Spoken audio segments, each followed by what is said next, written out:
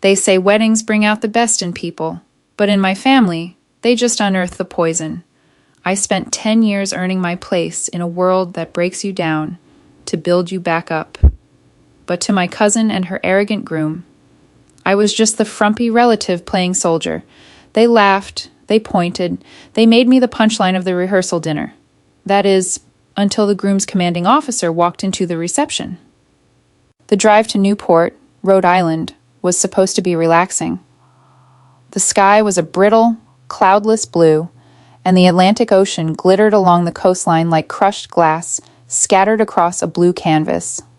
I had the windows rolled down, letting the salt air whip through my short, practical haircut, a stark contrast to the oppressive heat of the Middle Eastern tarmac I had been standing on just 72 hours prior. My knuckles were white on the steering wheel of my rented sedan. I was exhausted down to my marrow, running on 3 hours of sleep and a massive cup of black coffee. But I had made a promise. Family is family, even when that family is my cousin Chloe. Chloe and I were born exactly 3 months apart, a biological coincidence that my Aunt Helen took as a lifelong mandate for competition. Growing up, if I learned to ride a bike, Chloe had to learn to ride one with no hands. If I got a B in algebra, Aunt Helen made sure everyone at Thanksgiving knew Chloe got an A-. The divergence in our paths happened after high school. Chloe went to a private liberal arts college on the West Coast, majoring in communications and marrying into old money. I went to West Point, to Aunt Helen. The military wasn't a calling or an honorable profession. It was a blue-collar fallback for people who couldn't afford a real university. She never quite understood that the academy was a premier institution, and honestly, I stopped trying to explain it to her a decade ago. It was easier to just smile, nod, and let them live in their bubble. I pulled up to the Hawthorne Estate, a sprawling, obscenely large mansion turned boutique hotel that looked like it belonged in a period piece about the Gilded Age. Valets in crisp white shirts and black vests were darting around, collecting the keys to Mercedes and Porsches. I parked my generic rental car, popped the trunk, and hauled out my duffel bag and my garment bag. Inside that garment bag was my Army mess dress uniform, the formal evening wear for officers. I hadn't planned on bringing it, but the wedding invitation had clearly stated black tie or military dress equivalent. I walked up the grand stone steps, the gravel crunching under my boots. Before I could even reach the heavy oak double doors, they swung open, and there was Aunt Helen.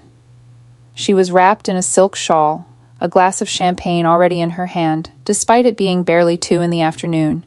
"Claire!" she gasped, her voice carrying that theatrical, breathy tone she used when she wanted an audience. She rushed forward, planting an air kiss an inch away from my left cheek, then my right. "You made it. We thought you were going to be trapped in wherever it is they send you people. Iraq? Afghanistan? One of those dusty places." "I was in Germany, Aunt Helen." I lied smoothly. The less my family knew about my actual deployments, the better. "It's good to see you." Aunt Helen pulled back, her eyes raking up and down my frame. I was wearing dark denim jeans, a plain white V-neck, and a casual olive drab jacket, comfortable travel clothes. Her perfectly manicured eyebrows pinched together in a look of profound pity. "Well, look at you. Still so utilitarian. Didn't you have time to stop at a mall on your way up? The photographer is going to be capturing candid moments all weekend. Honey, I think my clothes will photograph just fine," I said, my voice even. "If you say so," she sighed, waving her hand dismissively. "Come inside. Chloe is in the bridal suite having an absolute meltdown about the hydrangeas. And Greg, oh, you have to meet Greg. You two finally have something in common. He's in the Army, too. A first lieutenant. He's an officer." She emphasized the word officer as if she were introducing me to royalty, completely oblivious to the fact that she was talking to a major. I had promoted to 04 a little over a year ago. It wasn't something I broadcasted on social media. I didn't need validation from the internet, and I certainly didn't expect it from my family. I followed her through the palatial foyer, hauling my bags over the imported marble floors. We found the groom, Greg, holding court in the lounge. He was surrounded by a few of his groomsmen, all holding highball glasses of scotch. Greg was tall, with perfectly gelled blonde hair and the kind of square-jawed, generic handsome face you see in recruitment pamphlets. "Greg, darling," Aunt Helen called out. "Look who finally arrived. My niece, Claire." Greg turned, a confident, practiced smile spreading across his face. He set his glass down on a mahogany side table and approached me. He didn't just walk, he swaggered. It was the walk of a junior officer who hadn't yet been humbled by a seasoned platoon sergeant. "Claire," he said, extending a hand. His grip was entirely too tight, a classic power play. I met his grip with a firm, immovable pressure of my own, my face completely blank. A brief flicker of surprise crossed his eyes before he recovered his arrogant grin. "Helen told me you were in the service. Good to finally meet a fellow soldier." "Good to meet you, Greg," I said. "Congratulations on the wedding." "Thanks," he said, puffing his chest out slightly. "Helen says you're enlisted. What's your MOS? Supply? Admin?" I paused. I could have corrected him right then and there. I could have told him I was a military intelligence officer, that I commanded a company, that I had clearances he couldn't even pronounce. But looking at his smug face and the snickering groomsmen behind him, I realized something. Correcting him wouldn't teach him anything. He would just get defensive. Plus, I was off the clock.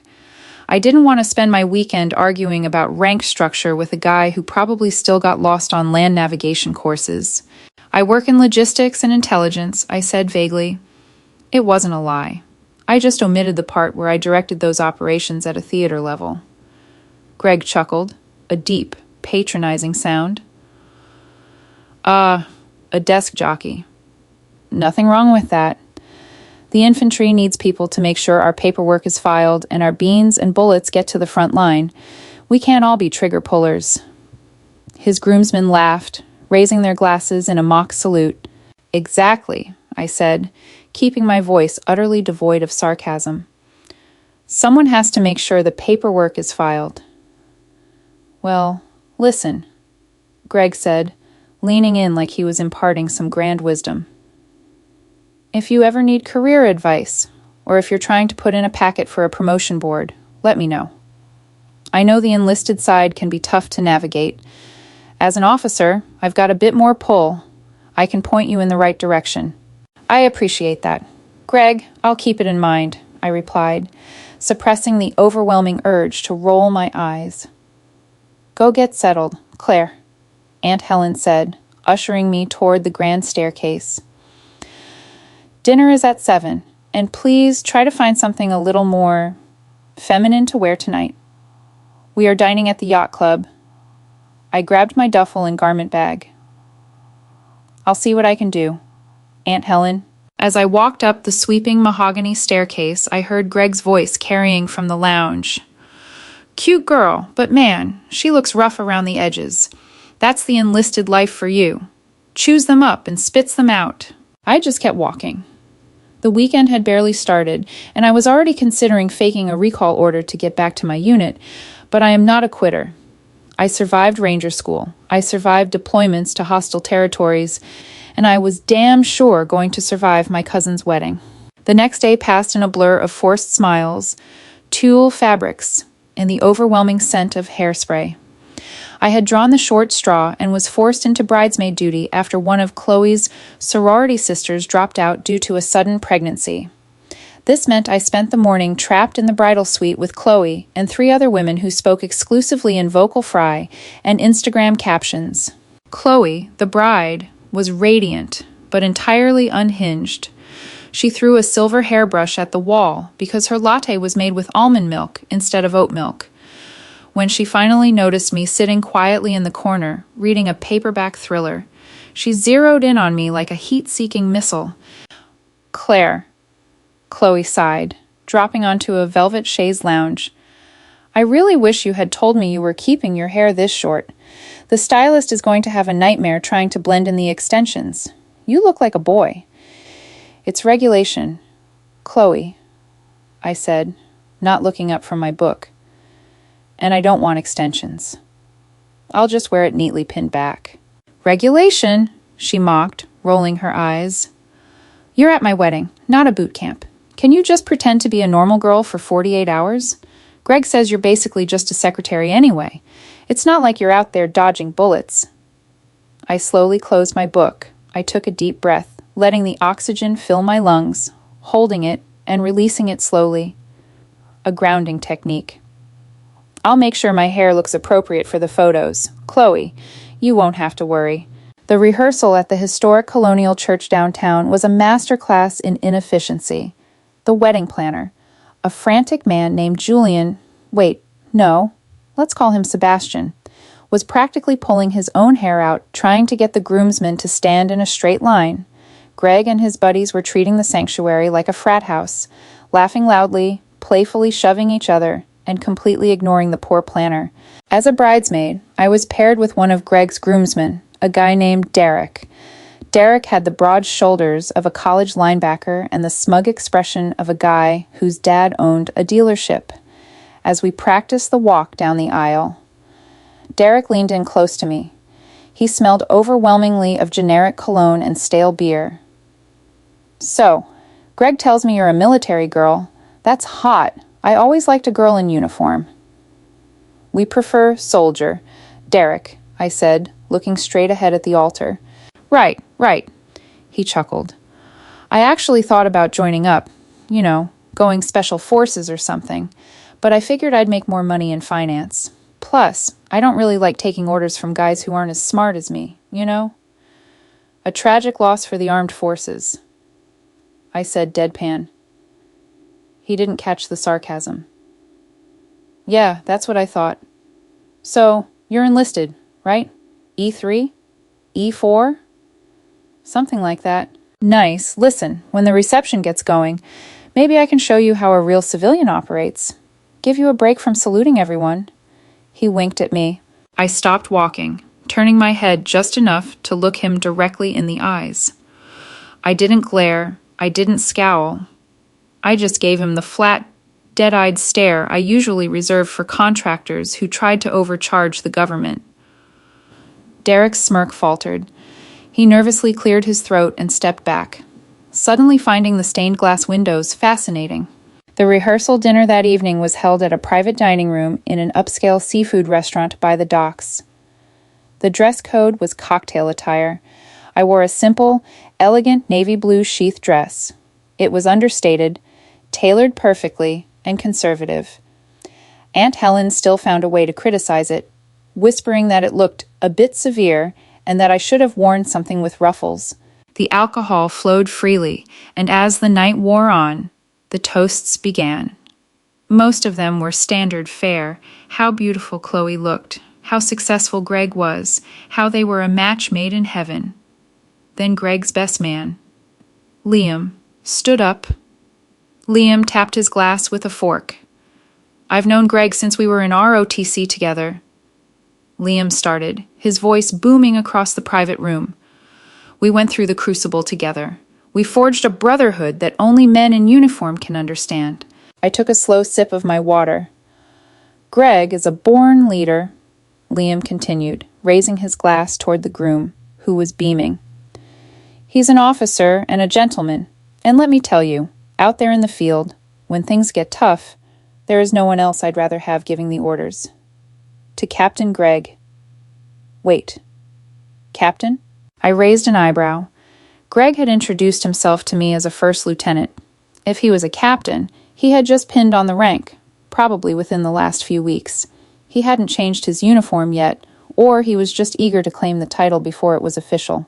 Either way, it was a junior officer's flex. After the toasts, the room dissolved into mingling. I was sitting at a corner table, quietly observing the room, when Greg and Derek walked over. Greg had a fresh scotch in his hand, his face flushed with alcohol and ego. Enjoying the party, Claire? Greg asked, pulling up a chair backwards and straddling it. "It's a lovely venue, Greg," I replied diplomatically. "So," Greg said, leaning forward, "tomorrow is the big day. The invitation said military guests can wear their dress uniforms. I'll be wearing my Army service uniform, with my new captain's bars, of course. Just pinned them on Tuesday." "Congratulations," I said. "That's a significant milestone." "Yeah, it is. The responsibility is immense," he said, staring off into the distance as if visualizing the heavy burden of command. "I wanted to talk to you about tomorrow. Since you're enlisted, I assume you probably don't have a tailored dress uniform. Most junior enlisted just have those baggy issue ones. It might look a little sloppy in the photos next to my tailored blues." I looked at him. He was actually trying to uninvite my uniform from the wedding. "I was planning on wearing my mess dress," I said evenly. "It is tailored." Right. Greg rubbed the back of his neck, feigning awkwardness. "Here's the thing, Claire. Tomorrow is really about elegance. A high-class aesthetic. I just don't think an enlisted uniform is going to fit the vibe Chloe is going for. I'd prefer it if you just wore a regular bridesmaid dress. Let the officers handle the military representation tomorrow. No offense." Derek, standing behind Greg, snickered. "Yeah, Claire, you don't want to look like the hired help in the background of their perfect day." I felt a cold spike of anger in my chest, but years of military discipline kept my face impassive. I didn't raise my voice. I didn't break eye contact. "Greg," I said slowly, my tone dropping a fraction of an octave, taking on the authoritative cadence I used in briefings. "Are you giving me a direct order to not wear my uniform?" Greg laughed, completely missing the steel in my voice. "Come on, Claire, don't make it weird with the direct order stuff. We're off duty. I'm just telling you, as the groom and as a superior officer, that it's better for the wedding if you stay in civilian clothes. Just wear the pink dress Chloe bought you. Leave the military stuff to the professionals tomorrow." He stood up, slapping the back of my chair condescendingly. "Good talk, specialist. See you bright and early." He walked away, Derek trailing behind him like a loyal puppy. I sat alone at the table, staring at the condensation dripping down my water glass. They had no idea. They had absolutely no idea who they were talking to.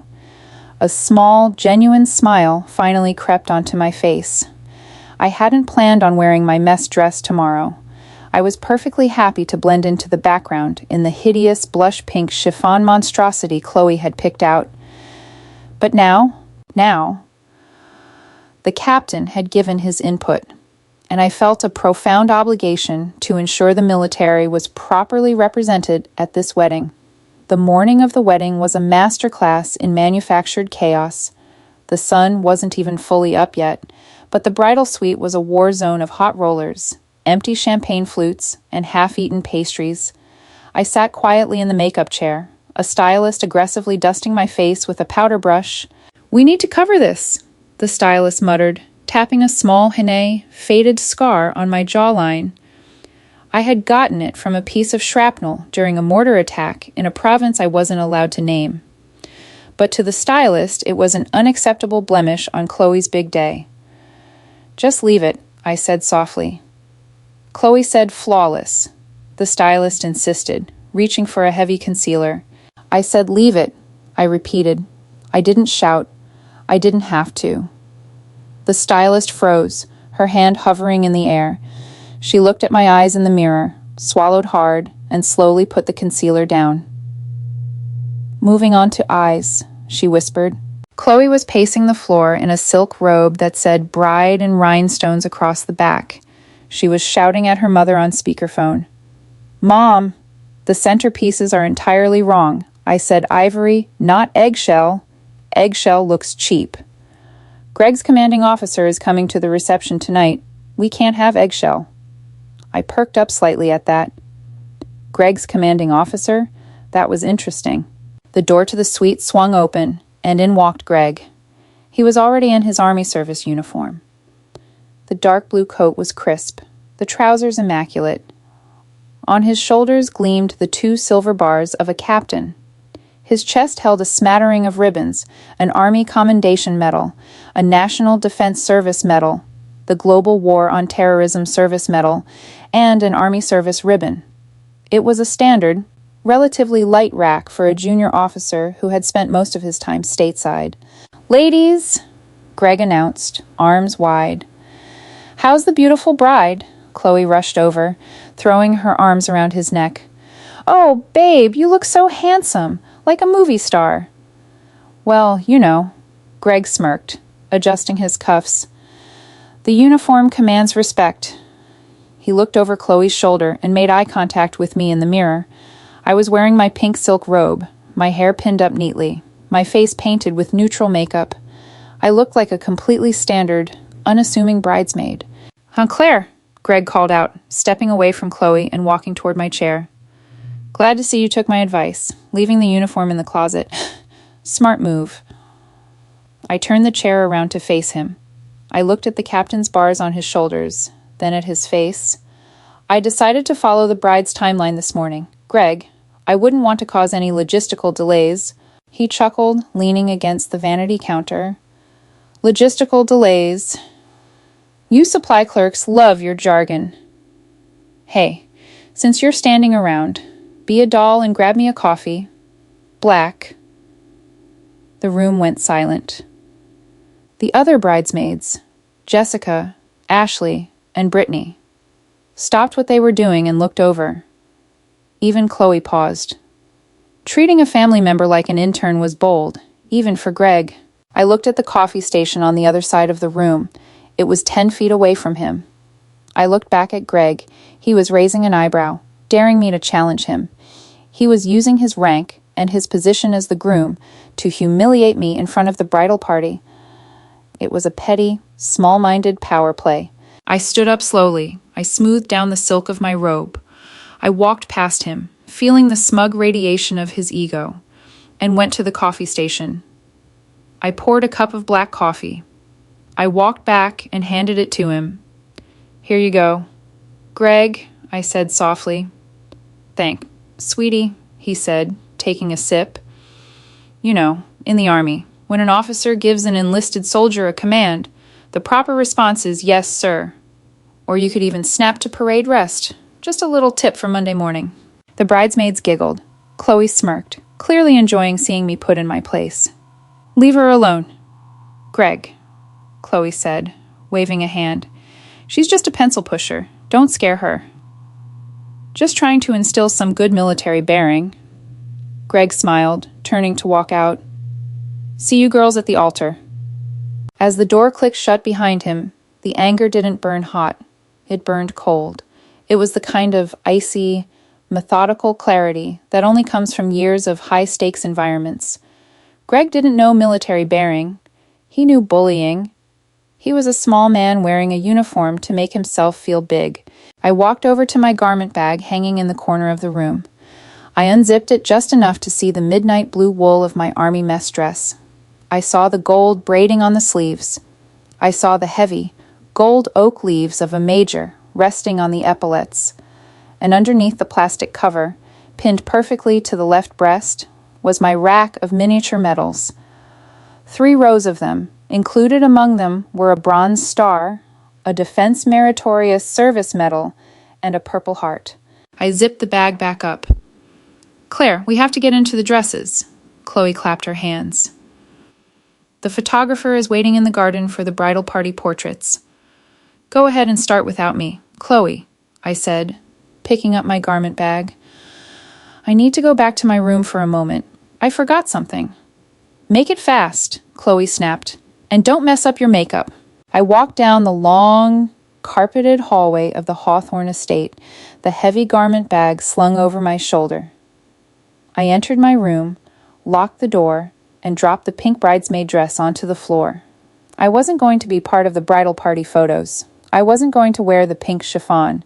I took a shower, washing away the heavy, suffocating makeup the stylist had applied. I dried off and began the ritual of dressing in my formal uniform. The crisp, white formal shirt, the black bow tie, the high-waisted midnight blue trousers with the gold stripe running down the leg, the tailored jacket that fit like a glove. I stood in front of the full-length mirror. I pinned my miniature medals perfectly in place. I adjusted my oak leaves. The person staring back at me wasn't Claire the frumpy cousin. It wasn't Claire the enlisted supply clerk. It was Major Claire Thompson, United States Army. I checked my watch. The ceremony was starting in 45 minutes. I grabbed my cover, placed it perfectly under my left arm, and walked out of the room. The hallway was empty, but as I made my way toward the grand staircase, I ran into Aunt Helen. She was adjusting a diamond necklace in a hallway mirror. When she turned and saw me, the blood completely drained from her face. Her mouth opened, but no sound came out. She looked at the gold-braided sleeves, the shining oak leaves, and the rows of medals. Even as a civilian, she recognized that this was not the uniform of a low-level desk clerk. "Claire," she whispered, her eyes wide with shock. What are you wearing?" "I thought Greg told you." "Greg gave me his advice, Aunt Helen," I said, my voice projecting down the hallway, clear and authoritative. "But I decided to follow the dress code on the invitation. I'll see you at the church." I didn't wait for her response. I walked past her, my dress shoes clicking sharply on the hardwood floor, echoing through the empty halls of the estate. The petty games were over.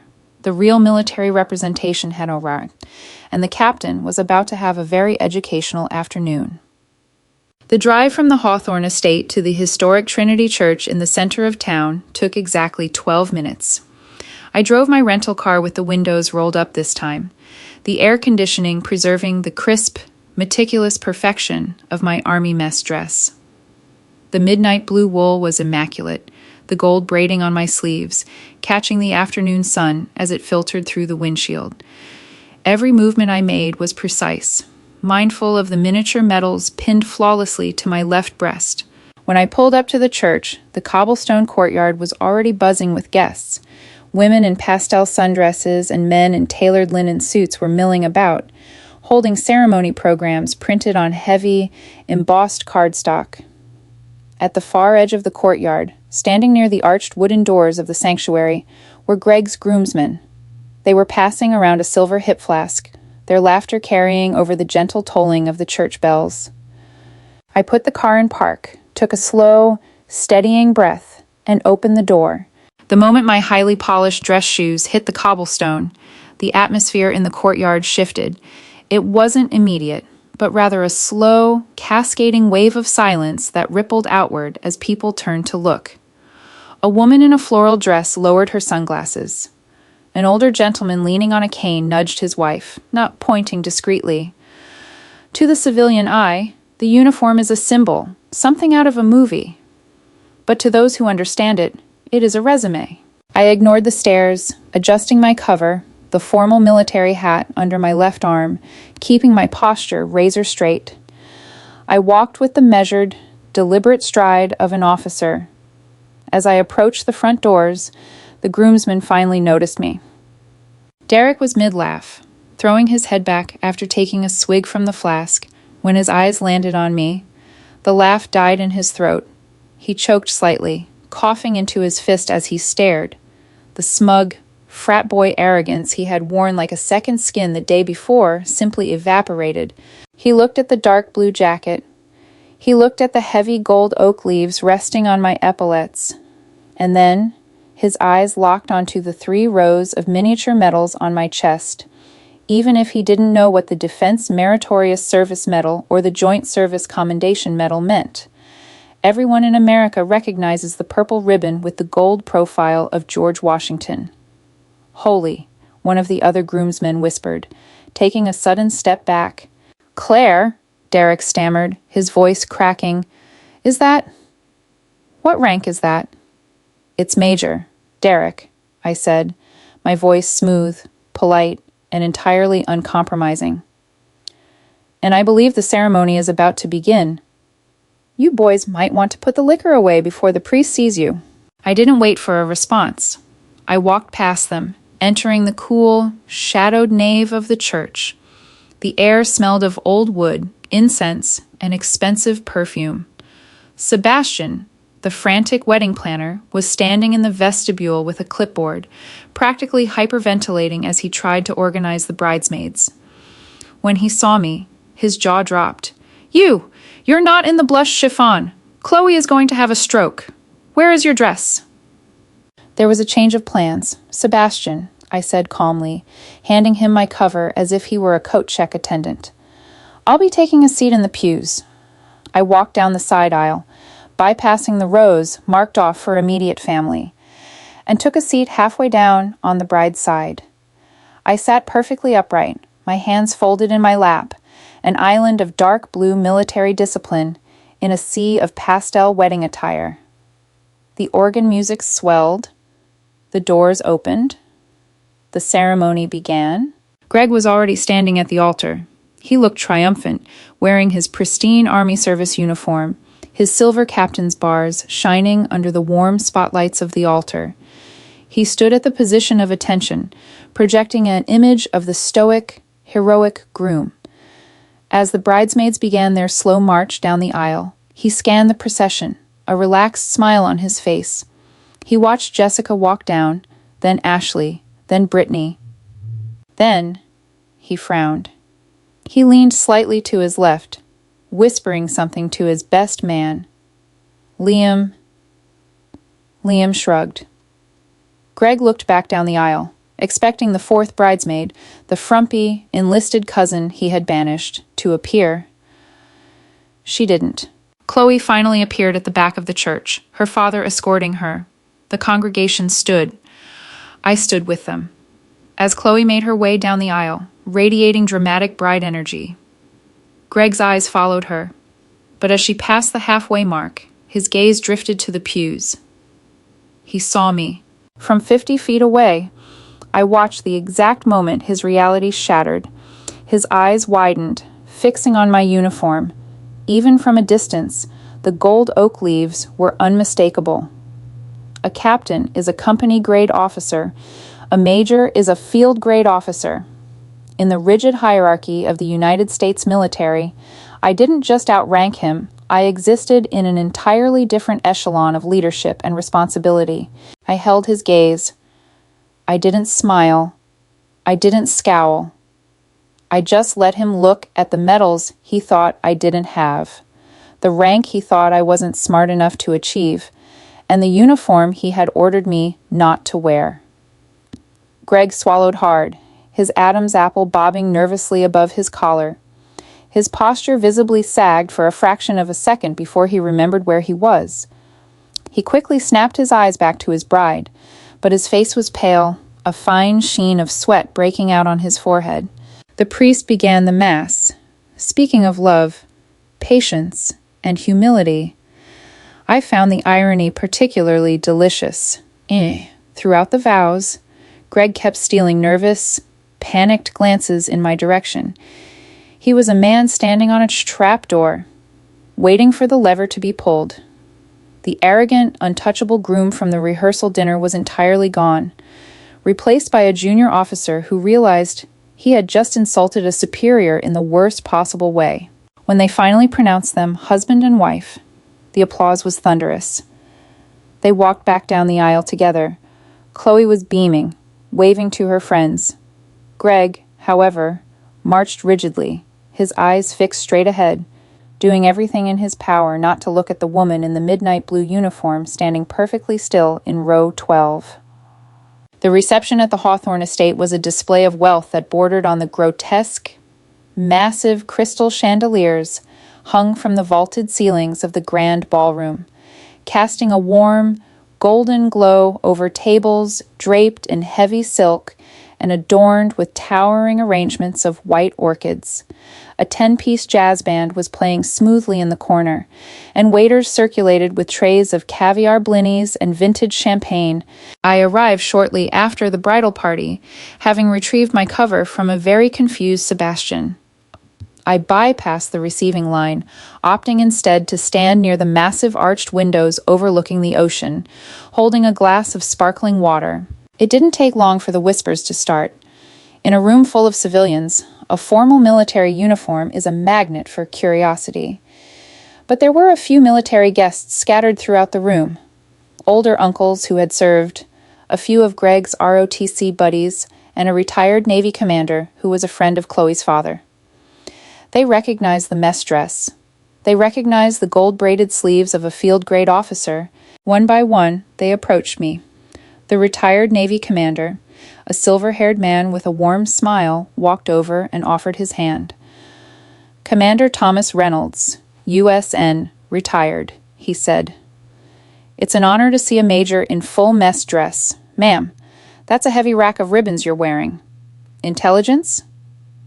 "Major Claire Thompson, sir." "Yes, military intelligence," I replied, shaking his hand firmly. "Pleasure to meet you, Commander." "Your family of the bride?" he asked, his brow furrowing in confusion. "I thought Richard's niece was... Well, forgive me, but Helen made it sound like you were a private sorting mail in a basement somewhere."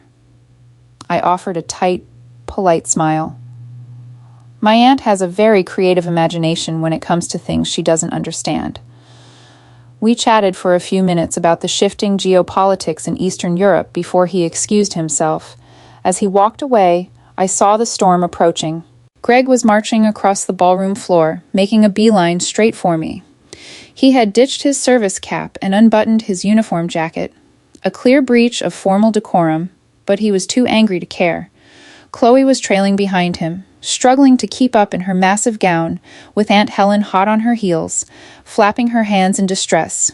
"Claire!" Greg hissed as he closed the distance, stopping 3 feet away from me. He kept his voice low, but it was vibrating with suppressed rage. "What the hell do you think you're doing?" I took a slow sip of my water, my expression entirely neutral. "I'm attending my cousin's wedding. Captain, enjoying the sparkling water. The carbonation is excellent." "Don't play games with me," he spat, pointing a finger at my chest. "I gave you a direct, verbal order to wear civilian clothes, and instead, you show up in... this? What is this? A Halloween costume?" "Greg, please," Chloe whined, tugging on his sleeve. "People are staring. The photographer is trying to get candids." Aunt Helen pushed her way forward, her face flushed with a mixture of embarrassment and anger. "Claire, this is completely unacceptable. You are ruining the aesthetic. Chloe's photos are going to look ridiculous with you standing there dressed like a band conductor. Why are you wearing gold leaves? Greg said you were enlisted." Greg was misinformed. "Aunt Helen," I said smoothly, looking directly into the groom's furious eyes. "I wasn't misinformed," Greg shot back, his face turning a mottled red. "You told me you were a supply clerk. You let me stand there and talk to you like an E4. You lied." "I told you I worked in logistics and intelligence. Captain," I corrected him, my voice dropping into that cold, commanding tone that instantly silenced briefing rooms. "I never stated my rank. You assumed my rank because you couldn't fathom a woman in your family outranking you. Your arrogance made you blind, and your ego made you stupid." Greg recoiled as if I had physically struck him. The sheer audacity of a woman speaking to him that way, especially a woman he viewed as a lesser being, short-circuited his brain. You listen to me," he stammered, stepping closer, trying to use his height to intimidate me. "I don't care where you bought this uniform. I don't care if you found those medals at a pawn shop. Impersonating a commissioned officer is a federal crime. Claire, it's stolen valor." I almost laughed. It was a tragic, pathetic accusation, born of pure desperation. He literally could not accept the reality standing in front of him. "Are you accusing a superior officer of stolen valor, Captain?" I asked softly, the danger in my voice unmistakable. "You're not a major," he hissed, looking around frantically to ensure no one else was hearing this. "There's no way. You're a socially awkward, frumpy girl from Ohio. You don't have the grit. You don't have the leadership. My commanding officer, Colonel Sullivan, is arriving any minute. When he gets here, I'm going to have him look at your little costume, and then I am going to have security throw you out. You're going to be court-martialed." "Greg, just let it go," Chloe pleaded, looking nervously at the growing crowd of guests who were pretending not to eavesdrop. "Let's just go cut the cake." "No," Greg snapped, shrugging off her hand. "She is mocking the uniform. She is mocking me. On my wedding day, I am an officer in the United States Army, and I will not stand for this disrespect." I set my water glass down on a passing waiter's tray. I squared my shoulders, looking up at him with eyes as cold as dead space. "Then go get your colonel. Captain. I'll wait right here." Greg glared at me, his chest heaving. "You are done, Claire. Your military career, whatever little pathetic desk job you actually have, is over." He turned on his heel and stormed off toward the entrance of the ballroom, scanning the crowd for his savior. Aunt Helen gave me a look of pure, venomous disgust before grabbing Chloe's arm and dragging her away, muttering about how I had always been jealous of her daughter. I stood by the window, entirely unfazed. The jazz band transitioned into a lively swing number. I adjusted my cuffs, feeling the comforting weight of the gold braid. Let him bring his colonel. I had faced down warlords in the Hindu Kush and interrogated men who would cut my throat for $1. An angry, entitled junior officer from a peacetime logistics battalion was nothing but a minor inconvenience. 20 minutes later, the atmosphere in the room shifted again. The heavy oak doors to the grand ballroom opened wide, and a hush fell over the immediate area. A tall, broad-shouldered man with iron gray hair walked in, accompanied by a woman in an elegant evening gown. He was wearing an Army service uniform, the silver eagles of a full colonel gleaming on his shoulders. He carried himself with the effortless, heavy authority of a man who had spent 3 decades making life-or-death decisions. This was Colonel Thomas Sullivan. Greg spotted him immediately. He practically sprinted across the ballroom floor, nearly knocking over a waiter in his haste. He stopped a few feet from the colonel and snapped off a crisp, textbook salute. "Colonel Sullivan, sir," Greg barked, his voice loud enough to turn heads. "Welcome. It is an absolute honor to have you here, sir." Colonel Sullivan returned the salute casually, a polite smile on his weathered face. At ease. "Greg, congratulations. It's a beautiful venue. You have a lovely bride?" "Thank you, sir," Greg said, puffing out his chest, but he couldn't wait. The grievance was burning too hot in his chest. "Sir, if I may, I hate to bring military business into a civilian event, but we have a situation." Colonel Sullivan raised a thick gray eyebrow. "A situation, Captain, at your wedding reception?" "Yes, sir," Greg said, lowering his voice conspiratorially, though it still carried in the relatively quiet space near the entrance. "It's my wife's cousin. She showed up wearing an officer's mess dress uniform. A major's uniform, sir, with ribbons she couldn't possibly have earned. She's enlisted, sir. An E4, maybe. I told her to change, but she's being belligerent. I believe she's committing a serious infraction, sir, and I wanted your guidance on how to handle an imposter before I call the authorities." Colonel Sullivan's smile vanished. Stolen valor was not a joke to men like him. His eyes hardened. "An imposter? Wearing field-grade rank at a formal event?"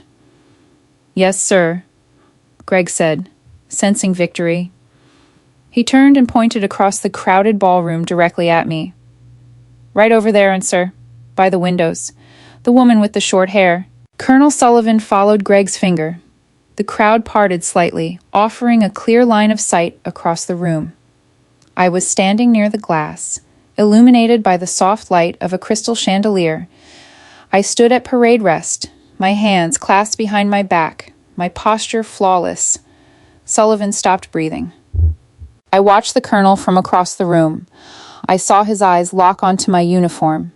I saw him register the midnight blue, the gold leaves, and then I saw him lean slightly forward, squinting as he focused on the specific arrangement of the miniature medals on my left breast.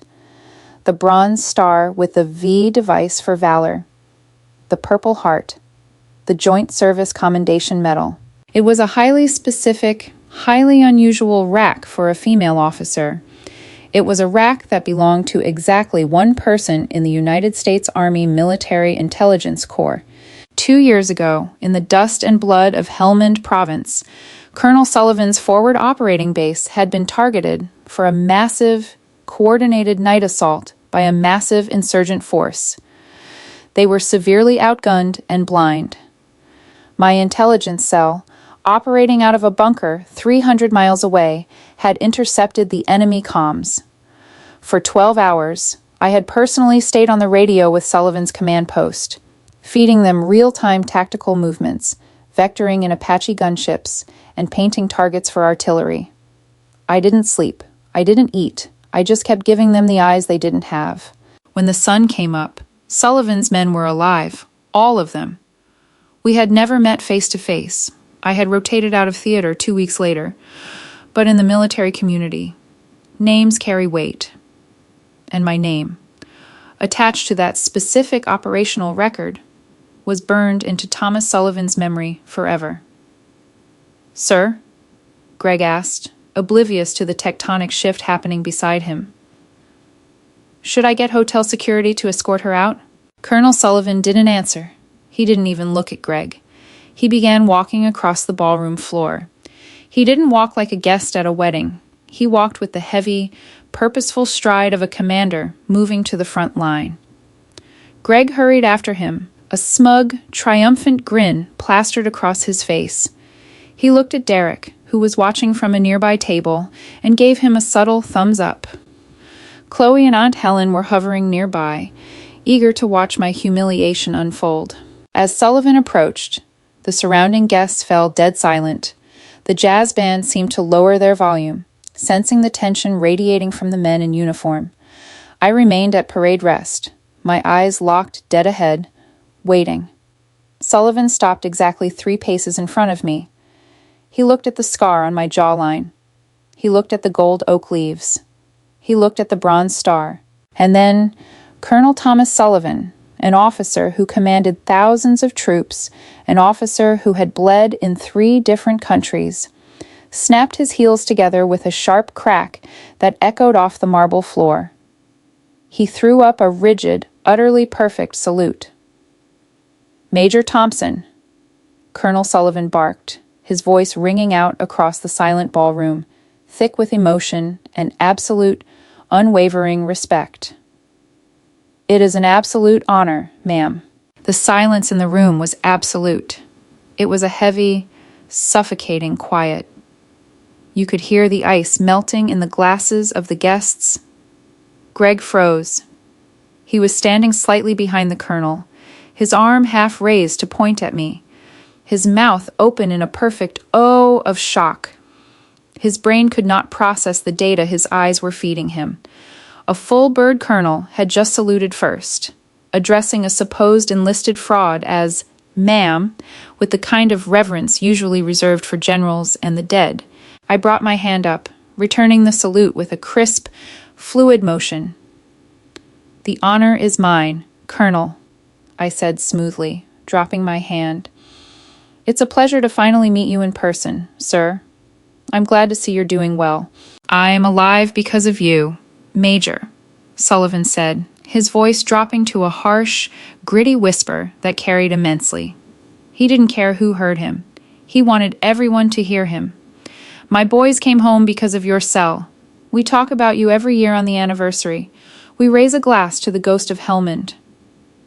Aunt Helen gasped audibly, clutching her pearls. Chloe's face drained of all color, looking like she was about to faint into the nearest centerpiece. Sullivan finally turned his head, looking over his shoulder at the groom. Greg looked like a man who had just stepped on a landmine and heard the click. He was trembling, his face ash white, the sweat now pouring down his temples. "Captain," Sullivan said, his voice terrifyingly calm, stripping away the wedding pleasantries entirely. "You approached me and suggested that this officer, a woman whose tactical genius and bravery are the only reasons I am standing in this room today, was an imposter. You suggested I have her thrown out." "Sir!" Greg choked out, his voice cracking like a terrified child. I didn't know. She didn't tell me. I swear, sir, I thought... You thought you could disrespect a decorated field-grade officer because she didn't fit your narrow, inexperienced view of what a soldier looks like. Sullivan cut him off, the reprimand slicing through the air like a razor. You assumed, and in our profession, captain, assumptions get people killed. You have a lot to learn about leadership, son. A hell of a lot. Greg shrank. He visibly diminished, folding into himself. The arrogant, swaggering groom was gone, annihilated by a single dressing down from the man he idolized. Apologize to the major, Sullivan commanded. Greg turned to me. His eyes were wide, filled with a mixture of terror and profound, crushing humiliation. He swallowed heavily. Major Thompson, I sincerely apologize. I was out of line. I was disrespectful. Ma'am, I looked at him for a long, quiet moment. I let the silence stretch, letting him stew in his own agonizing embarrassment. I didn't smile. I didn't gloat. True authority doesn't need to gloat. Apology accepted, Captain, I said coldly. Enjoy your wedding. I didn't dismiss him. I just turned my attention back to the colonel, entirely erasing Greg from the equation. Colonel Sullivan, I'd love to hear how the battalion is doing. Are you still stationed at Bragg? We are. Major. Sullivan smiled warmly, ignoring the groom who was now slinking away and thoroughly defeated. And I'd be honored to tell you all about it. Let me buy you a drink. We walked toward the bar together, leaving the wreckage of Greg's ego behind us. Out of the corner of my eye, I saw Derek staring at his shoes, utterly silent. Aunt Helen and Chloe were huddled in a corner, whispering furiously, casting terrified glances in my direction. They had wanted a beautiful aesthetic. They had wanted a picture-perfect, high-society wedding where everyone knew their place. And in the end, they got exactly what they asked for. They learned exactly where my place was. It was right at the top. The bar at the Hawthorne Estate was a spectacular fixture of carved mahogany and polished brass, stocked with bottles that cost more than a junior enlisted soldier's monthly base pay. Colonel Sullivan leaned against the brass rail, signaling the bartender with 2 fingers. 2 glasses of Glenfiddich, 18-year, Sullivan ordered, his voice still carrying the gravelly cadence of the parade ground. Neat. Yes, sir, the bartender replied instantly, his eyes darting between the silver eagles on Sullivan's shoulders and the gold oak leaves on mine. I stood beside the colonel, letting the ambient noise of the reception slowly wash back over us. The jazz band had resumed playing, though the tempo felt a little more subdued. Across the room, I could see Greg furiously whispering to Liam, his best man, while Aunt Helen rubbed her temples as if fighting off a sudden, massive migraine. So, Sullivan said, turning to me as the bartender set the crystal tumblers on the napkin-draped counter. He handed me one. Major Claire Thompson. You know, for a solid year, my S2 guys thought you were a mythical creature. The ghost of Helmand. We tried to find you after the rotation, but you had already PCS'd to Germany. I was reassigned to European Command, sir. I explained, taking a slow sip of the scotch. It burned perfectly, a smoky, complex heat that cut through the lingering adrenaline of the confrontation. Joint Task Force, mostly classified SIGINT work. It was a fast transition. I didn't have much time for farewells. Sullivan nodded, staring down into his glass. That night, the assault on Fob Griffin. They hit us with a complex attack, V-bide at the main gate, followed by a platoon-sized element trying to breach the wire. We lost all our organic ISR drones in the first 20 minutes. We were blind in the dark, taking heavy mortar fire. I remember the radio chatter, Colonel, I said softly. My mind flashed back to that windowless tactical operations center, the hum of the server racks, the smell of burnt coffee, and the terrifying, static-laced screams coming over the headset. You were coordinating the defense of the northern perimeter. I had a feeds from a high-altitude asset diverted to your grid. You did more than divert a feed, Major, Sullivan said, looking up, his eyes locking onto mine with a fierce, uncompromising intensity. You practically walked my infantry squads through the dark by the hand. You gave me firing solutions for the 155mm artillery that dropped within danger-close parameters. One miscalculation, 1 degree of error on your end, and my own guns would have wiped out my men. You had the ice-cold nerve to authorize that strike. It was the only viable tactical option, sir. The enemy was massing for a secondary breach. And you saw it when we couldn't. Sullivan raised his glass slightly. To the ghost. To the men who held the line, sir. I countered, tapping my glass against his. We drank. The shared understanding of that night, the blood, the noise, the sheer, unadulterated terror of combat was a bond that no one else in this opulent, flower-draped ballroom could ever comprehend. It was a reality so far removed from Chloe's panic over eggshell centerpieces that we might as well have been standing on a different planet. Tell me about the captain, I said, changing the subject, my eyes tracking Greg as he nervously paced near the head table. Greg, he seems eager. Sullivan let out a short, humorless bark of a laugh. Eager is one word for it. Captain Gregson is a logistical officer in my sustainment brigade. He's a logistics planner. He manages shipping manifests, supply chain requisitions, and motor pool rosters. And frankly, he's mediocre at it. I raised an eyebrow. Really?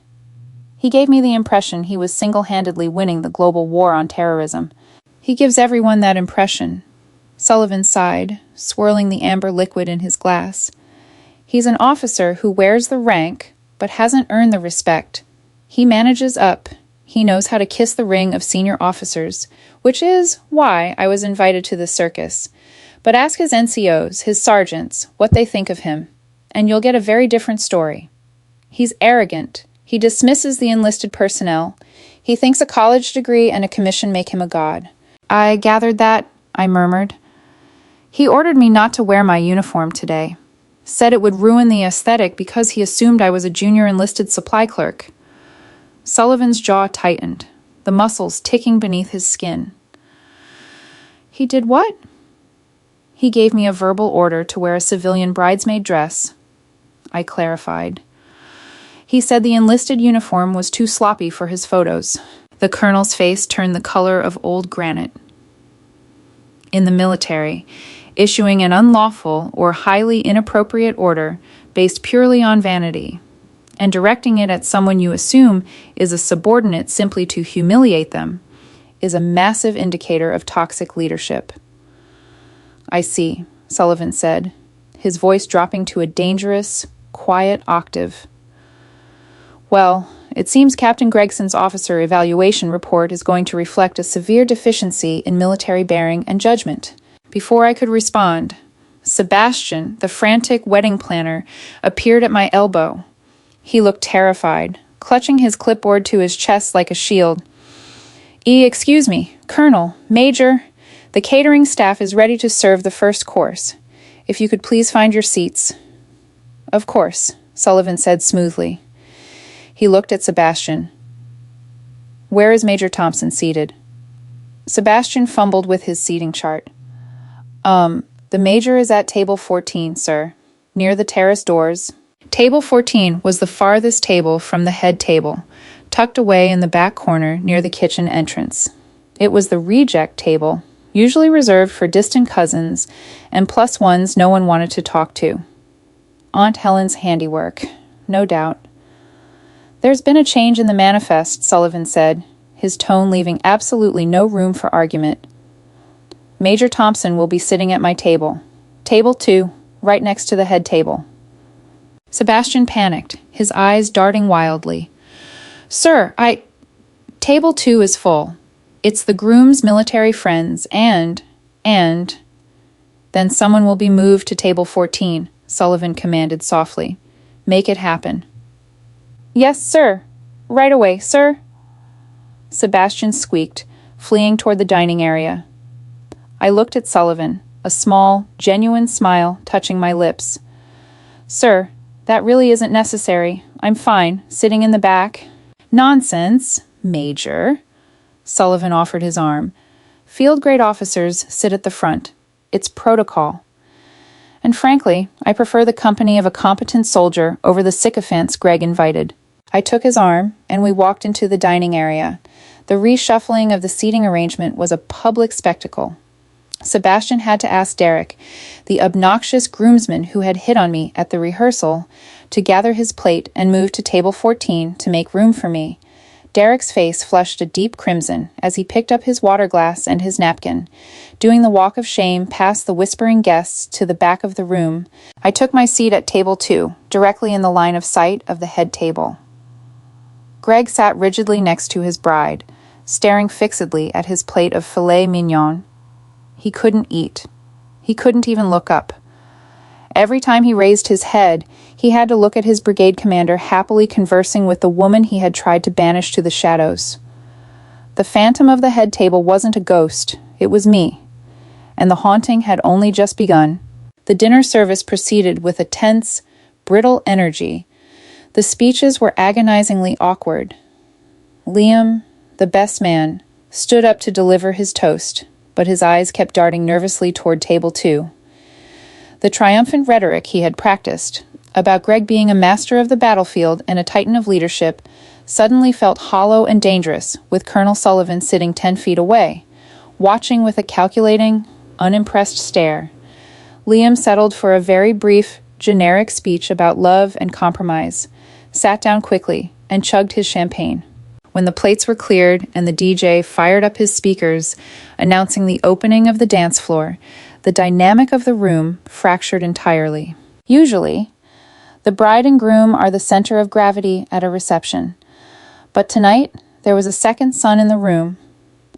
The military guests, previously scattered and quiet, began migrating toward table 2. Word had spread rapidly about my identity and the significance of my uniform.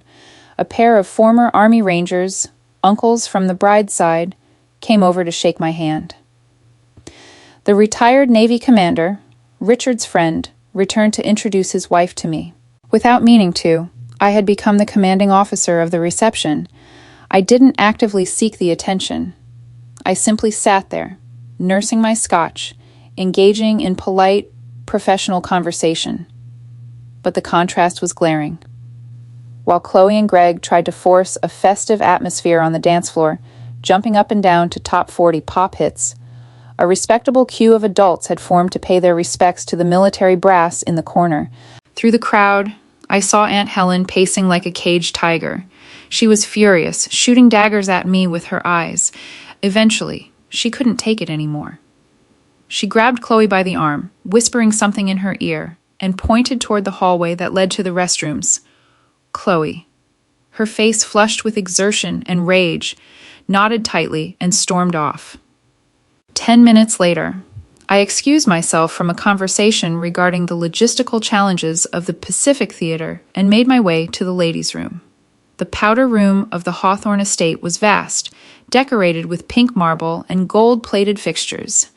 As soon as I pushed the heavy wooden door open, I realized it was an ambush. Chloe was standing in the center of the room, her massive, multi-layered silk gown taking up almost all the available floor space.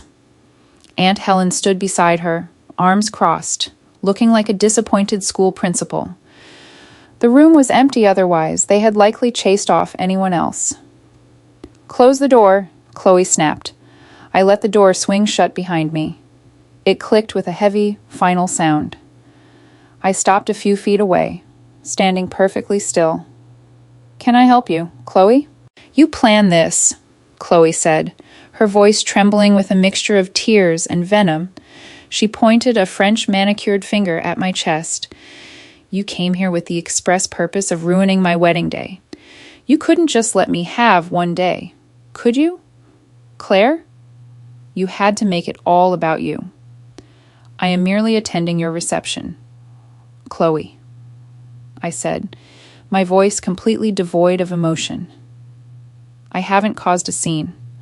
I haven't raised my voice. I am sitting at a table, drinking a scotch.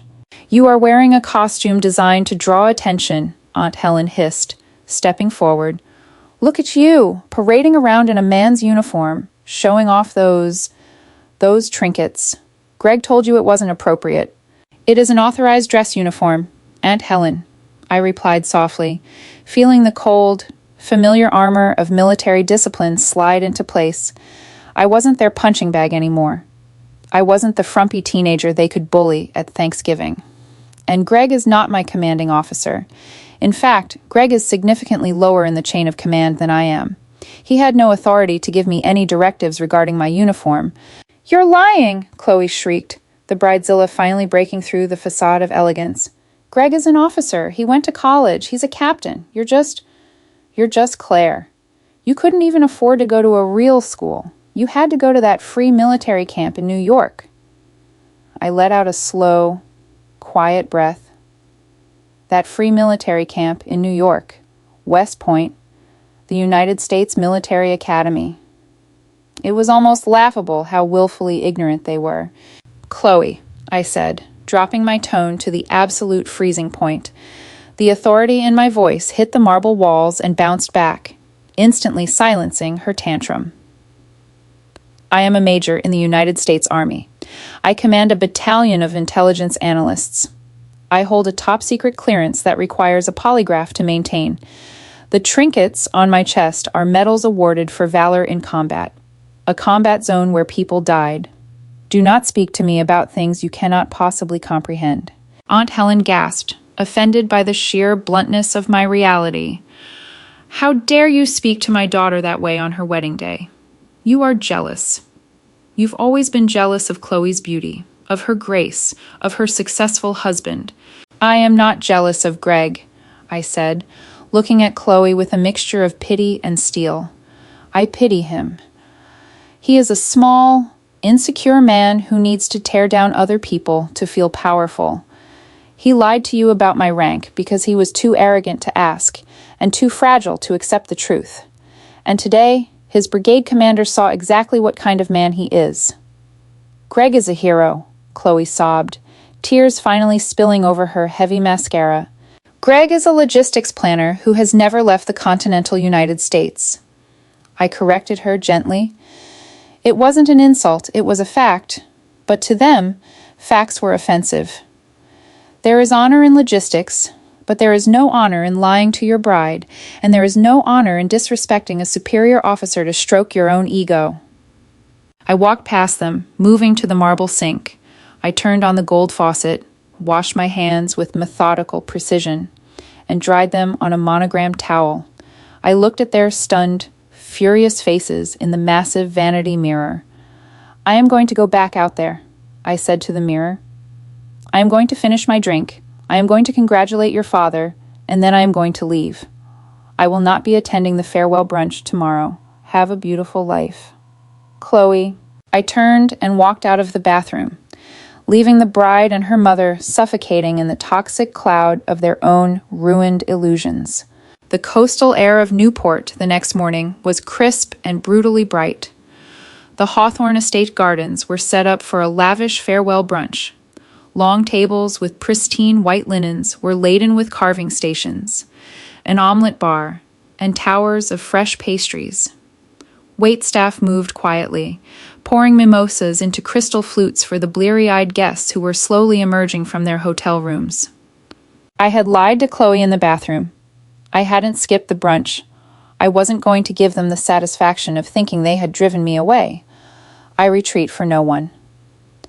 I arrived precisely at 10 a.m., dressed in tailored khaki trousers, a crisp white button-down shirt, and a navy blazer. A classic, understated civilian outfit. I poured myself a cup of black coffee from a silver urn and stood near a massive oak tree at the edge of the terrace, enjoying the cool ocean breeze. The atmosphere was wildly different from the night before. The intoxicating buzz of the reception had worn off, replaced by the harsh, unyielding light of a Sunday morning hangover. The guests moved sluggishly. The military officers had largely departed early to catch flights. I saw Aunt Helen first. She was wearing a large sun hat and oversized sunglasses, looking incredibly fragile as she picked at a plate of melon. She saw me, froze, and then rigidly turned her back, refusing to acknowledge my existence. Perfect. That was exactly the dynamic I preferred. Then I saw Greg. He looked terrible. He was wearing a polo shirt and slacks, but his clothes looked slightly rumpled. His eyes were bloodshot, and he had dark circles under them that spoke of a profoundly sleepless night. He was holding a cup of coffee, staring blankly out at the ocean. He didn't have Derek flanking him today. He didn't have his swagger. He looked like a man walking to the gallows. He spotted me standing by the oak tree.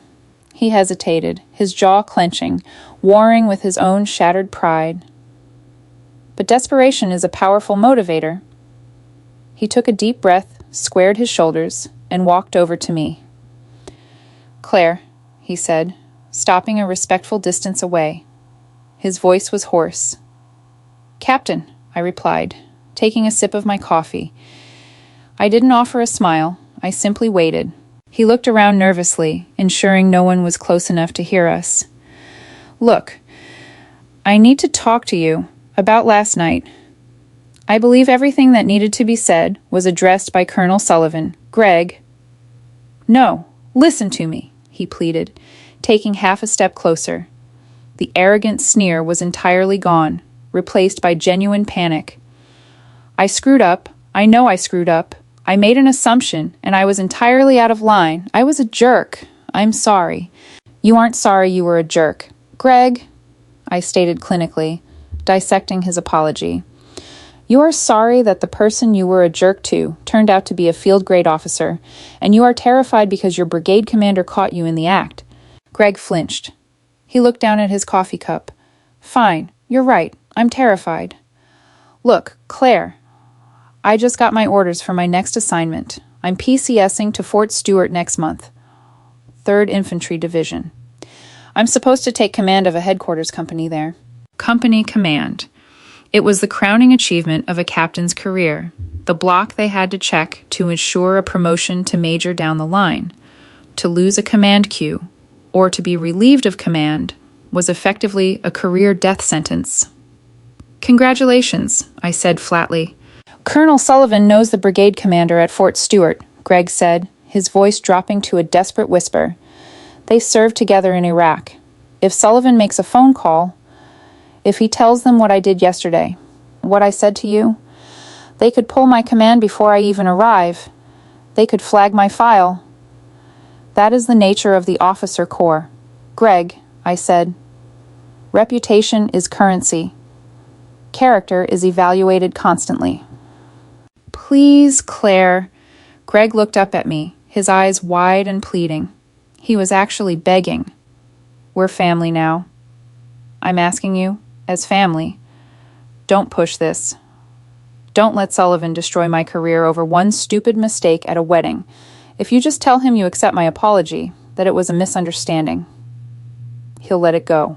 I looked at this man. I thought about the rehearsal dinner.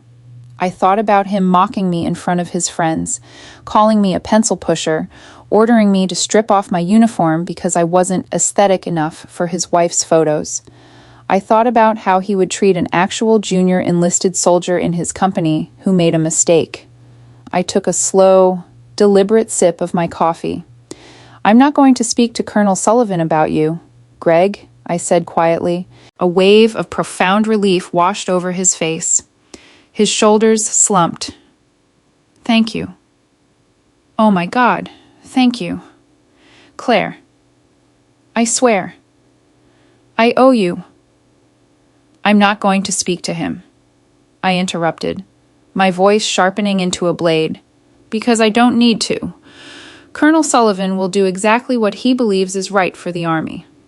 I don't pull strings to protect toxic officers." The relief vanished, replaced by a fresh, icy terror. "Claire, please." "But that isn't the real problem you have, Captain," I continued, taking a step toward him, invading his space just enough to assert total dominance. I locked my eyes onto his. You said you are going to Fort Stewart, 3rd Infantry Division. Yes, he stammered, stepping back instinctively. I received my new orders last week. Greg, I said softly, delivering the final, fatal blow with absolute precision. I'm leaving European Command. I am reporting to Fort Stewart on the 15th of next month. I have been assigned as the Division G2. The color drained from Greg's face so fast I thought he might actually pass out. The G2 is the senior intelligence officer for the entire division. It is a position of massive authority, sitting directly on the commanding general's primary staff. Every intelligence asset, every security clearance protocol, every battalion S2 officer within the footprint of that division would fall under my ultimate purview. I would be walking the same headquarters halls. I would be sitting in the same division-level command briefings. You, Greg whispered, his lips numb.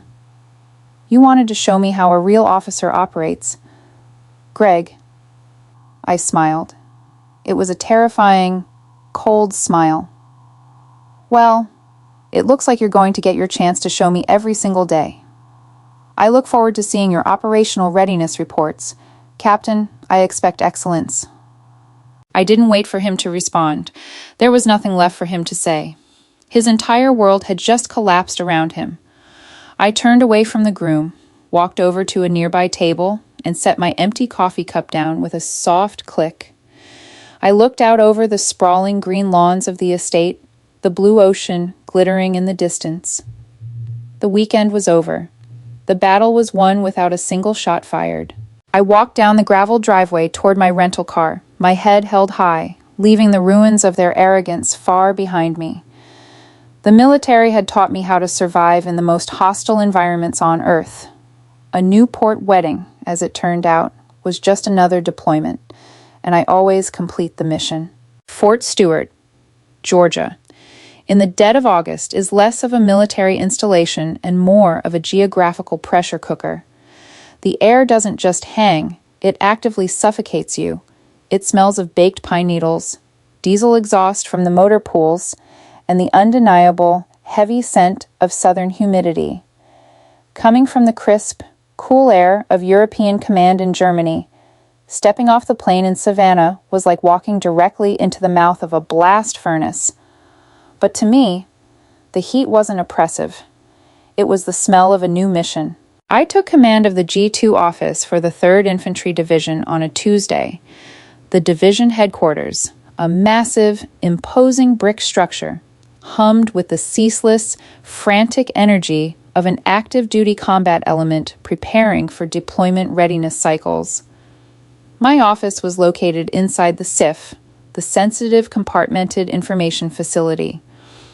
To get to my desk, you had to pass through a cipher lock, a badge scanner, a biometric hand reader, and a set of heavy steel vault doors that looked like they belonged on a nuclear submarine. Inside that vault, I commanded a small army of intelligence analysts, targeting officers, and cybersecurity specialists. We were the eyes and ears of the commanding general. If a satellite shifted orbit over a hostile nation, I knew about it. If insurgent chatter spiked in a theater where our brigades were deploying, it crossed my desk before the sun came up. It was a position of immense, staggering responsibility. I was a major, but in the staff hierarchy, I wielded the operational weight of someone much senior. I hadn't thought much about my cousin Chloe or her arrogant husband, Greg, since the wedding in Newport. I was too busy drowning in classified threat assessments and familiarizing myself with the division's operational footprint. But the Army, for all its massive size, is essentially a small town. You can only avoid someone for so long before the bureaucratic currents push you together. It took exactly 3 weeks for Greg's name to cross my desk. I was sitting in my office, reviewing a troop movement manifest on the CIPRNet, the military's classified internet, when my deputy, a sharp, fiercely intelligent captain named David Higgins, knocked on the open door frame. "Ma'am, you have a minute?" Higgins asked, holding a manila folder. "Always, David." "What do you have?" I asked, taking off my reading glasses and rubbing the bridge of my nose. It's the logistical integration plan for the 2nd Sustainment Brigade's upcoming rotation to the National Training Center, Higgins said, stepping into the room and laying the folder on my desk. I was reviewing their signal security protocols and route clearance assumptions. It's a mess, ma'am. Specifically, the headquarters and headquarters company. They are projecting their supply lines right through known AOP-4, opposing force, electronic warfare bubbles. They haven't encrypted their daily logistical transit nodes. I opened the folder. The name at the top of the operations order caught my eye immediately. Commanding Officer, CPT Gregory Lawson. I stared at the name for a long, quiet moment. The ghost of Newport had finally arrived in the swamp. Captain Lawson, I murmured, tracing the edge of the paper with my index finger. You know him, ma'am? Higgins asked, catching the slight shift in my tone. We're acquainted, I said smoothly, closing the folder. Is he the primary architect of this plan? Yes, ma'am. He's commanding the HHC. But his tactical assumptions are borderline negligent. If this were a real combat environment, his supply convoys would be geolocated and targeted by enemy artillery before they even left the motor pool. He's treating electronic emission control like it's optional. I leaned back in my leather chair. Greg had finally gotten his command. He was the king of his own little castle, a headquarters company commander. But the crown was clearly too heavy for him. He was relying on garrison logic, peacetime, administrative thinking, in a division that was actively preparing for the brutality of large-scale combat operations. When is the brigade's final operations briefed to the division commander? I asked. This Friday, 0800, Higgins replied. In the main conference room. Make sure we have a seat at the table. David, I said, a cold, methodical focus settling over me. And prepare a slide deck outlining the exact electronic warfare vulnerabilities in Captain Lawson's route plan. We need to ensure the division commander sees exactly what happens when sustainment ignores intelligence. Will do, Major. Higgins nodded, taking the folder back. As David walked out, I swiveled my chair to look at the massive map of the world projected onto the wall of the skiff. I felt a brief, fleeting pang of pity for Greg. He had spent his entire career hiding behind his rank, bullying subordinates, and kissing up to superiors. But in the 3rd Infantry Division, under the unforgiving glare of a deployment readiness cycle, there was nowhere left to hide. The aesthetics didn't matter here. Only competence mattered. And Greg was about to find out how terrifyingly competent I could be. The division main conference room was a theater of war built with polished mahogany and high-backed leather chairs. At the head of the massive, U-shaped table sat Major General Mitchell, a man whose face looked like it had been carved from weathered granite. He was a combat infantryman to his core, utterly devoid of patience for fluff, jargon, or incompetence. Flanking him were his primary staff officers. I sat 3 seats to his right, my notebook perfectly aligned with the edge of the table, my uniform crisp and immaculate. The room was packed. Brigade commanders, battalion commanders, and their respective staff officers lined the back walls, a sea of camouflage uniforms waiting for their turn in the barrel. Greg's turn came at U-9:15. He walked to the podium at the front of the room. He looked confident. He had the same gelled hair, the same arrogant swagger he had displayed at the Hawthorne Estate in Newport. He plugged his encrypted laptop into the podium, and his first slide appeared on the massive screens flanking the general. It was a highly stylized, colorful graphic depicting supply routes across the simulated battlefield of the National Training Center. Good morning, General, gentlemen, ma'am, Greg began, his voice projecting well. He pointed a laser pointer at the screen. Captain Lawson, HHC Commander, 2nd Sustainment Brigade. The overarching logistical throughput strategy for this rotation is designed to maximize kinetic synergy while minimizing supply chain friction. I physically winced. Kinetic synergy. It was a meaningless buzzword salad designed to sound intelligent to civilians, But to seasoned military professionals, it sounded like a desperate attempt to cover a lack of substance. Major General Mitchell didn't say a word. He just stared at Greg with dead, unblinking eyes. Greg pushed forward, moving to his next slide. He spent 10 minutes talking about fuel consumption rates, ration distribution, and vehicle maintenance schedules. It was all administrative. It was safe. But then he got to the tactical movement plan to ensure uninterrupted resupply to the forward line of troops. Greg stated, tracing a bold blue line across the digital map, main supply route Alpha will be heavily utilized by our unarmored transport convoys. We expect a 95% success rate on daily deliveries. General Mitchell finally spoke. His voice was a low rumble. Captain, that route takes your soft-skinned vehicles within 5 kilometers of a simulated enemy electronic warfare battalion. How are you masking your logistical footprint? Greg hesitated. His confident smile faltered for a fraction of a second. Sir, we will be maintaining strict radio silence during transits. Total blackout. General Mitchell looked to his right, bypassing his chief of staff, and looked directly at me. G2, what is your assessment of Captain Lawson's radio silence protocol? I didn't stand up. I didn't need to. I simply leaned forward, resting my forearms on the polished wood. I locked eyes with Greg across the room. I saw the exact moment he realized who he was talking to. The blood completely drained from his face, leaving him looking sickly and pale under the fluorescent lights. His laser pointer trembled slightly in his hand. General, I said, my voice cutting through the silent room like a scalpel. Radio silence is entirely insufficient against a peer-level threat. Captain Lawson's transport vehicles are equipped with Blue Force trackers and unencrypted civilian GPS nodes. They emit a constant, passive electromagnetic signature. I tapped a key on my laptop, overriding Greg's presentation on the main screen. My slide appeared, a heat map showing a massive, glowing red circle right over Greg's proposed supply route. Based on the OPFOR threat profile, I continued clinically, the enemy doesn't need to hear them talking on the radio. They simply look for the massive cluster of Bluetooth and GPS emissions moving at 40 miles an hour down a dirt road.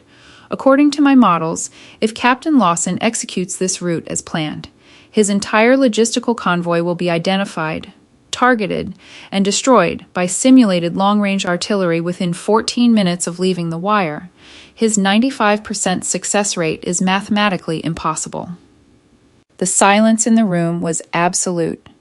You could hear the hum of the air conditioning. Every high-ranking officer in the room shifted their gaze from the screen to the sweating captain at the podium. Is this accurate, G2? General Mitchell asked, his voice dangerously quiet. With a 98% confidence interval, sir, I replied. Captain Lawson's plan fails to integrate basic threat intelligence. He is driving his men into a digital ambush. General Mitchell turned his gaze back to Greg. Captain Lawson, did you consult with your brigade intelligence officer before finalizing this route? Greg swallowed hard. He looked like a deer trapped in the headlights of an oncoming freight train. Sir, we assessed that the speed of the convoy would outpace the enemy targeting cycle. You assessed? Mitchell repeated, the word dripping with venom. Or you guessed, because Major Thompson doesn't guess. She provided data. You provided buzzwords. Sir, I can revise the route. You won't be revising anything today. Captain, Mitchell snapped, cutting him off.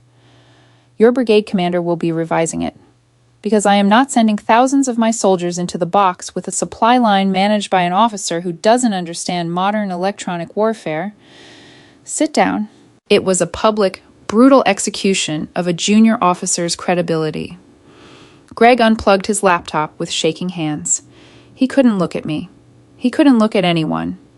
He did the walk of shame to the back of the room, taking a seat in the shadows. His career trajectory completely derailed in the span of 3 minutes. I didn't smile. I didn't feel a rush of vindictive pleasure. I simply closed my notebook. The military is a ruthless meritocracy. Greg had demanded the spotlight. and the spotlight had exposed him as a fraud. I hadn't destroyed him. I had simply held up a mirror and let the division commander look at the reflection. The fallout from the Friday briefing was swift and devastating for Greg.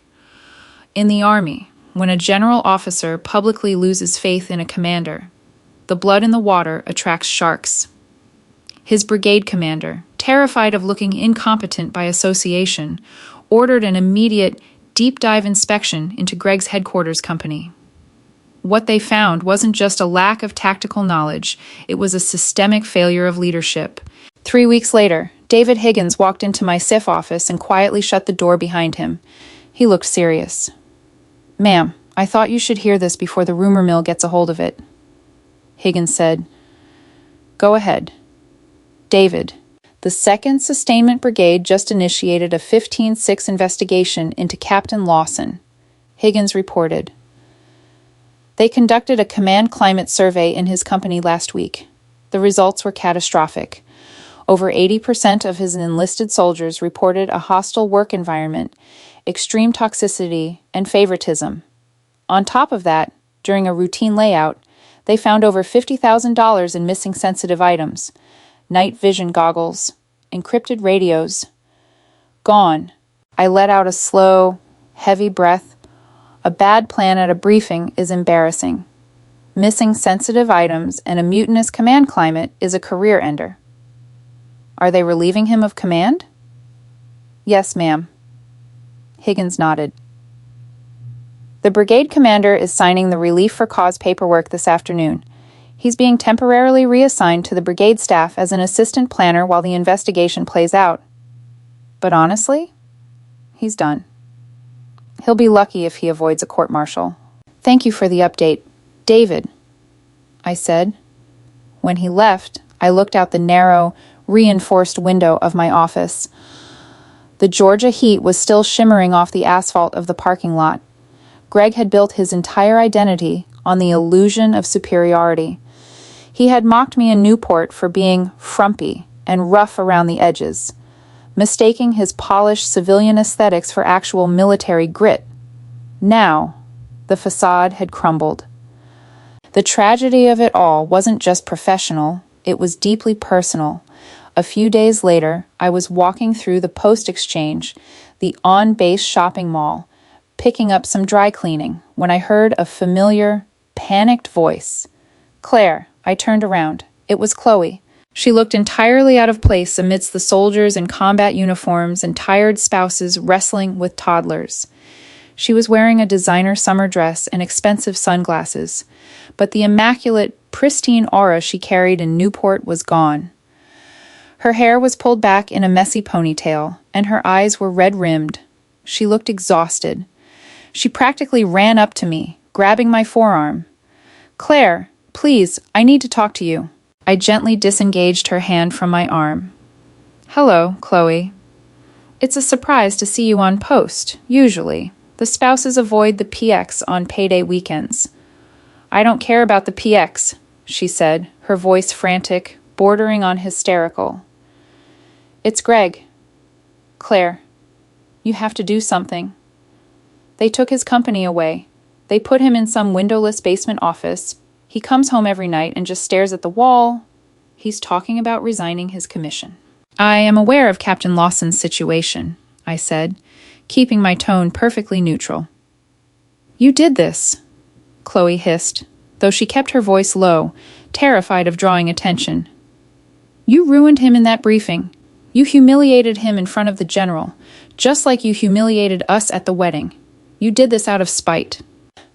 "Chloe," I sighed, a profound weariness settling into my bones. "I didn't steal $50,000 worth of night vision goggles from his supply room. I didn't force him to abuse his enlisted soldiers to the point where they collectively reported him to the Inspector General. And I didn't write a tactical movement plan that would have gotten his entire company killed in a combat zone." She stared at me, her mouth opening and closing like a fish out of water. She didn't know about the missing equipment. She didn't know about the climate survey.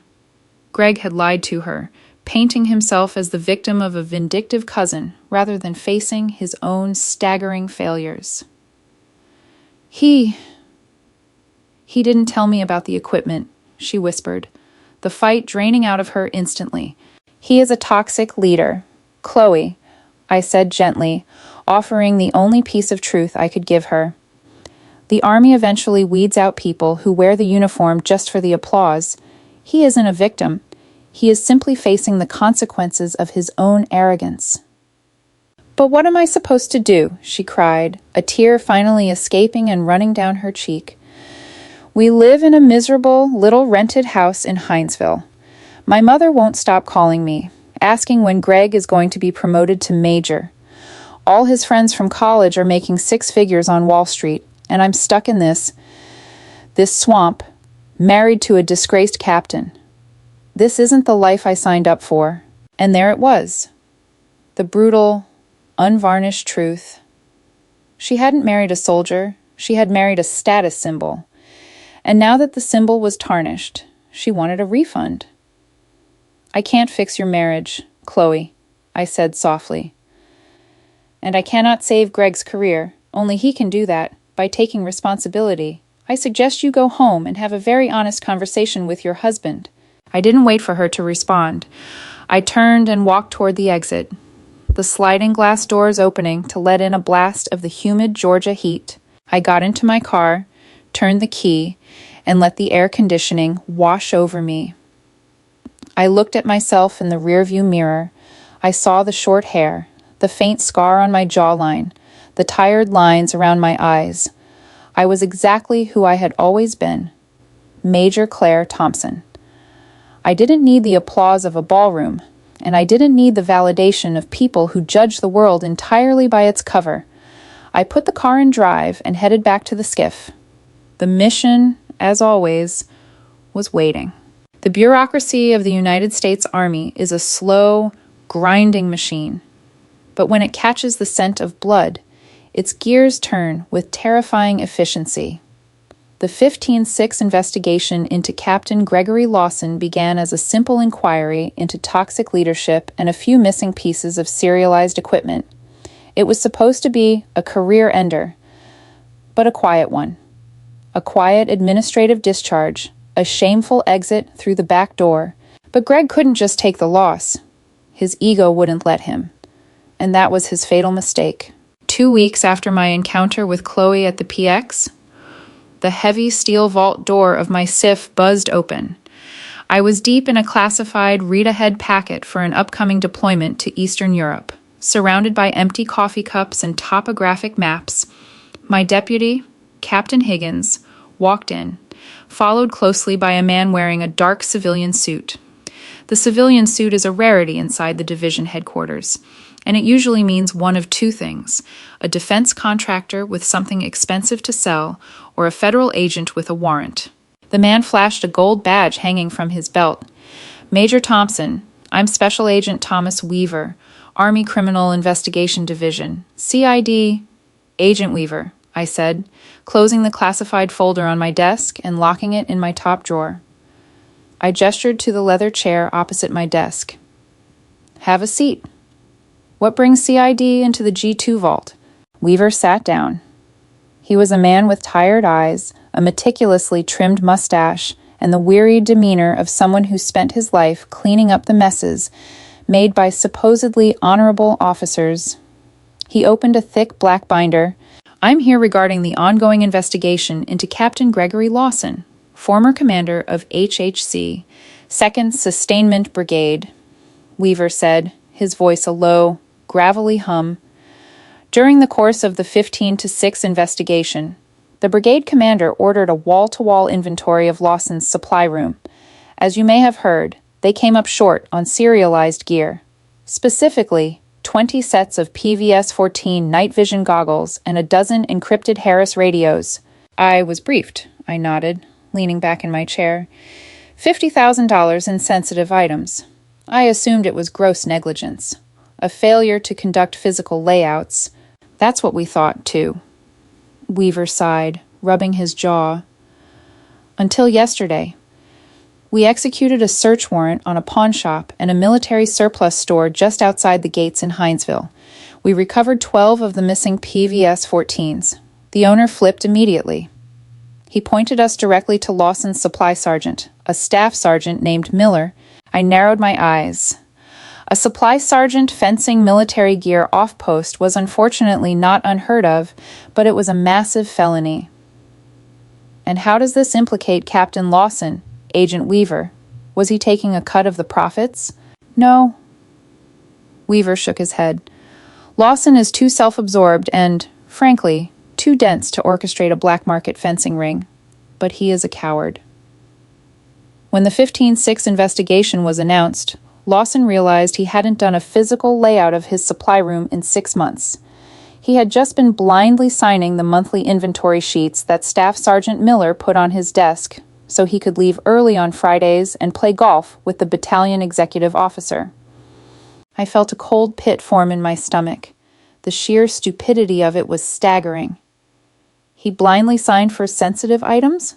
Yes, ma'am, Weaver confirmed. But it gets worse.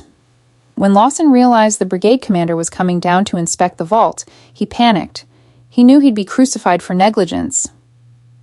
So, 2 nights ago, Captain Lawson logged into the digital property book system and attempted to backdate and falsify digitally signed documents, claiming the gear had been transferred to a deployed unit in Poland. He forged a property transfer form, complete with a fake signature from a receiving officer. The silence in the skiff was deafening. Falsifying official military records, forgery, dereliction of duty. He fabricated a paper trail on a federal database to cover his own negligence, I summarized, my voice flat. Exactly. Weaver said, which elevates this from an administrative failure to a federal crime. Staff Sergeant Miller is going to Leavenworth for theft.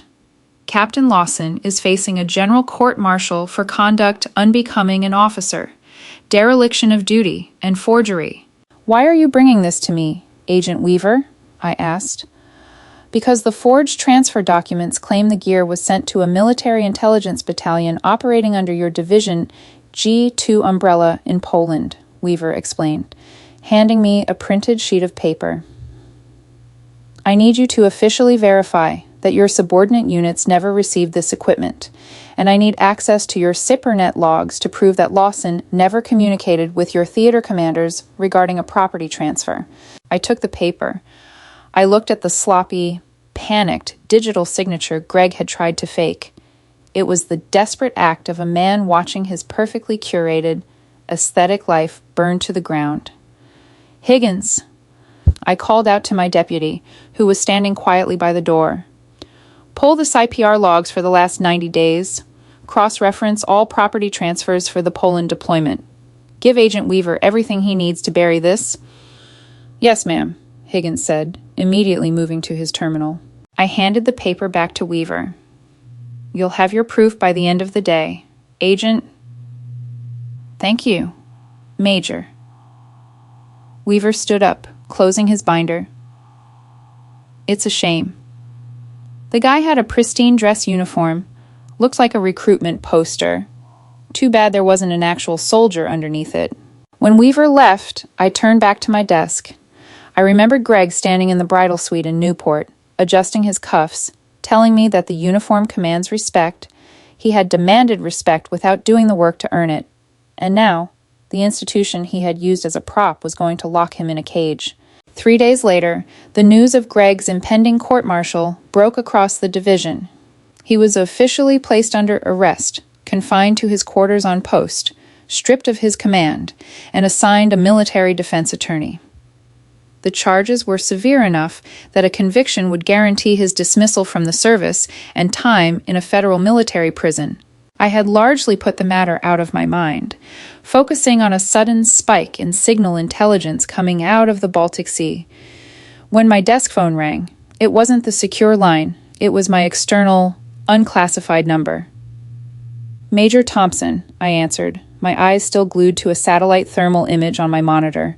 Ma'am, this is Specialist Davis down at the Visitor Control Center at the main gate. A young, stressed voice crackled over the line. I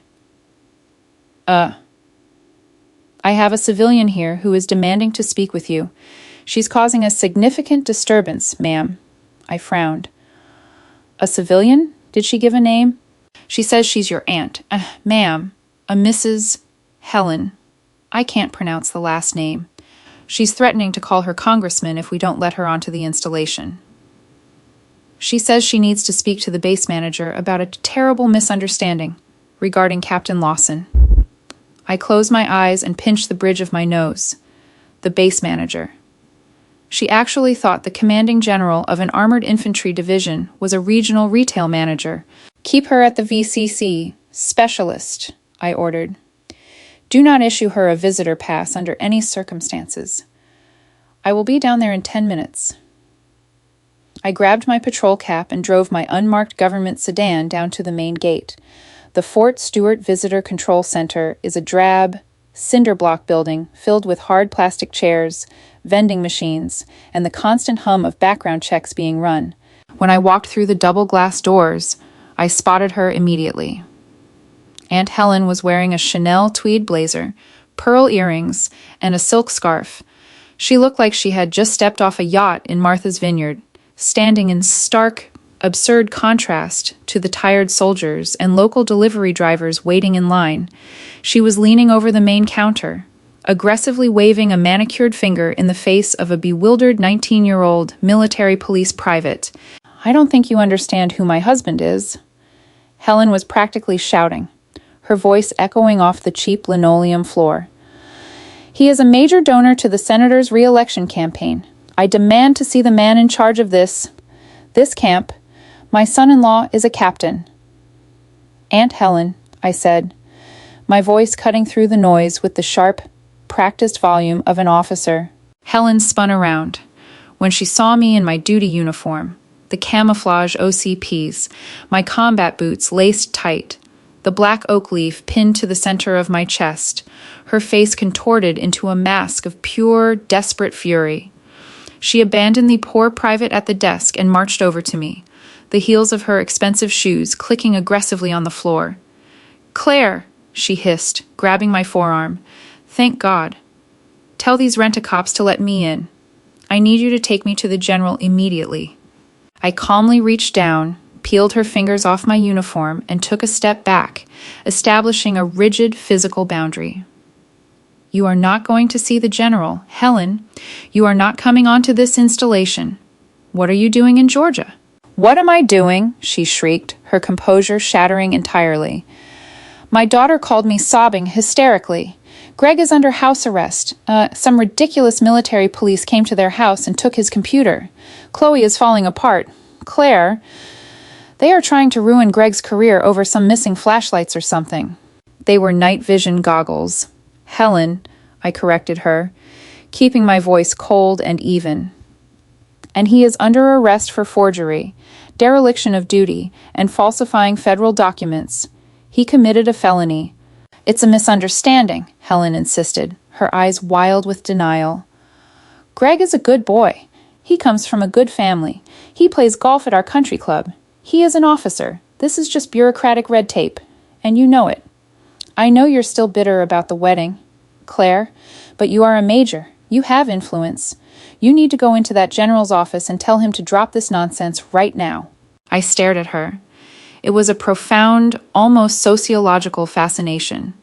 She truly believed that wealth, social status, and a few angry phone calls could bend the United States military justice system to her will. She thought this was a country club dispute over a tea time. "Helen," I said, my voice dropping to a low, dangerous register that made the MPs at the desk stop and watch. "Listen to me very carefully, because I am only going to explain this once. The military does not care about your husband's bank account. We do not care about your country club, and we certainly do not care about your social standing in Rhode Island." "How dare you—" Greg didn't make a mistake.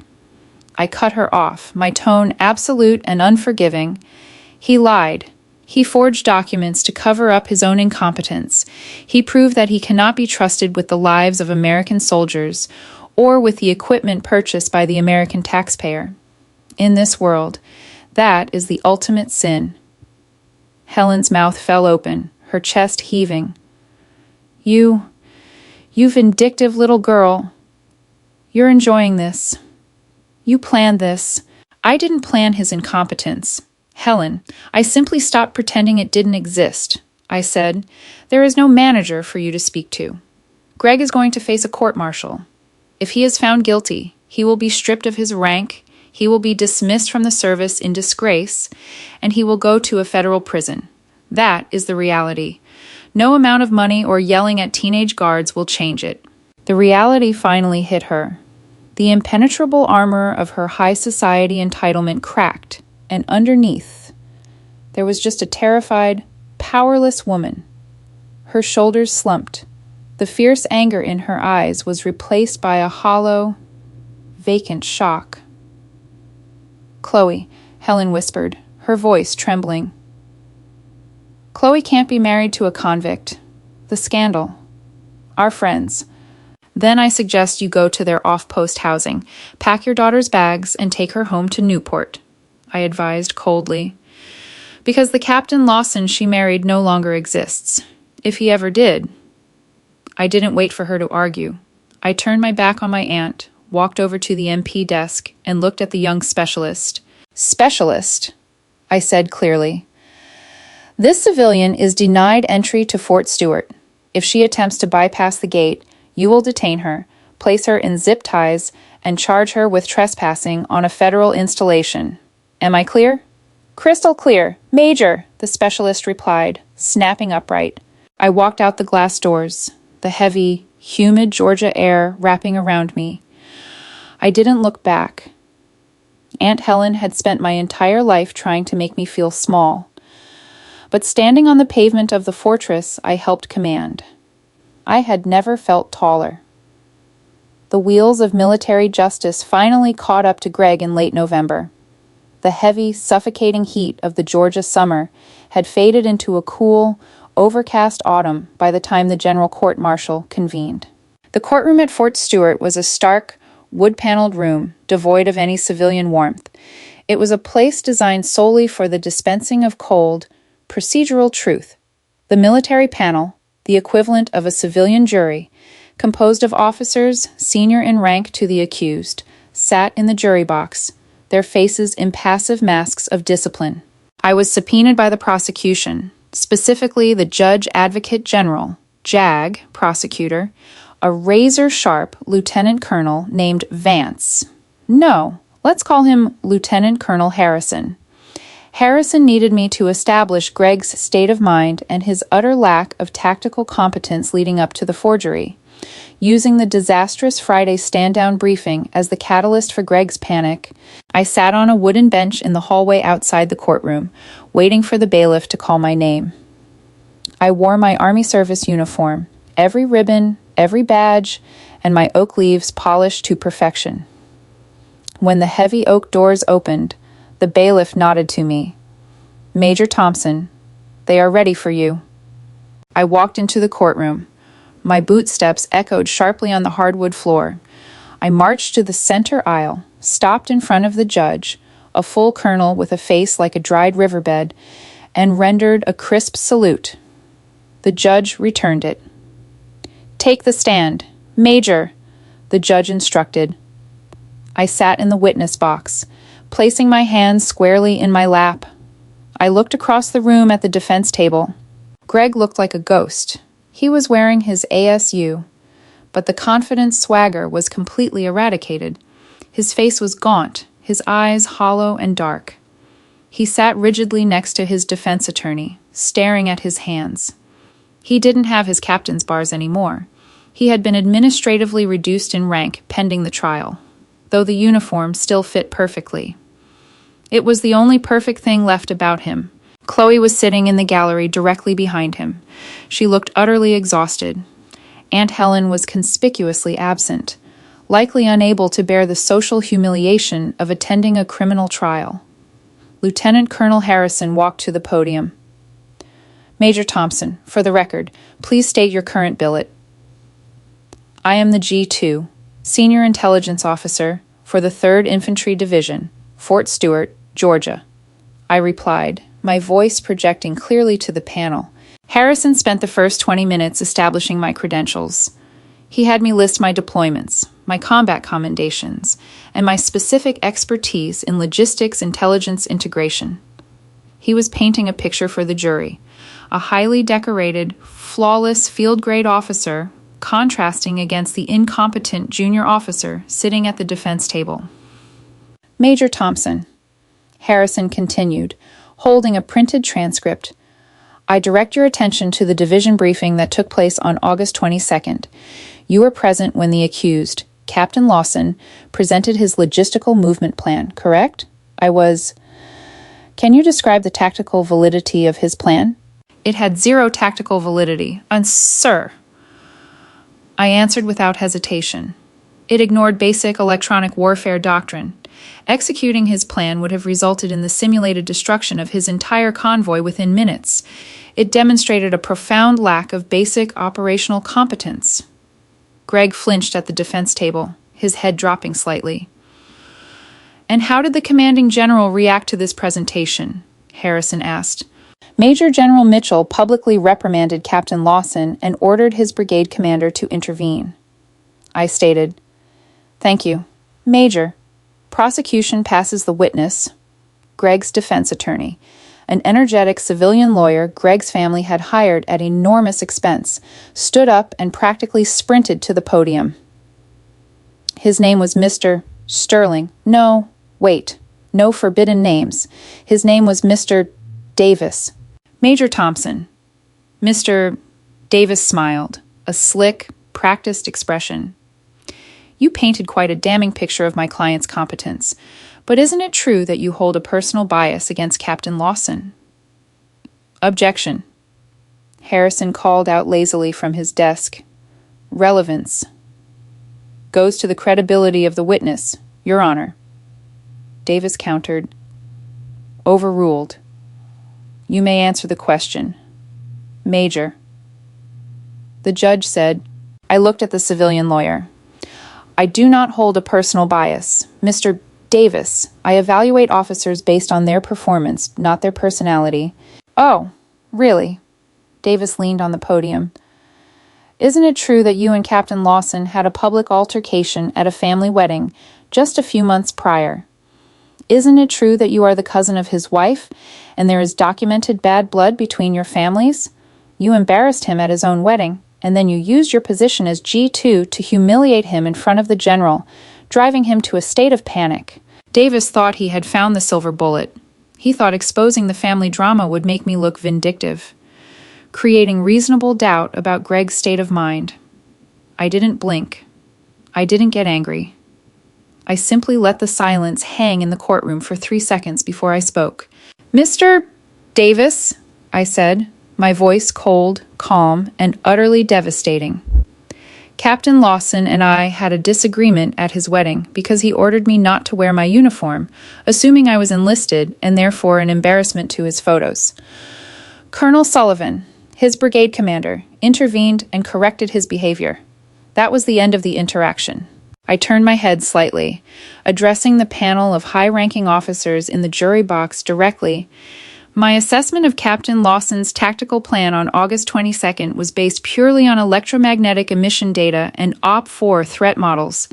Mathematics and geography do not hold personal biases. Captain Lawson failed his briefing because he didn't do the work. He falsified federal property records because he was too lazy to do his layouts, and too cowardly to admit his failure to his brigade commander. He panicked because he realized, for the first time in his career, that he could not fake competence in a combat division. The courtroom was dead silent. The military panel stared at Greg with open, unvarnished disgust. In the military, cowardice and forgery are unforgivable. I hadn't sounded vindictive. I had sounded like a commander explaining the facts of gravity to a man who had chosen to jump off a cliff. Mr. Davis swallowed hard, realizing he had just stepped on a massive, rhetorical landmine. He had no follow-up questions. No further questions, Your Honor. I was dismissed from the stand. As I walked down the center aisle toward the heavy wooden doors, I didn't look at Greg. I didn't look at Chloe. I simply walked out into the cool Georgia air.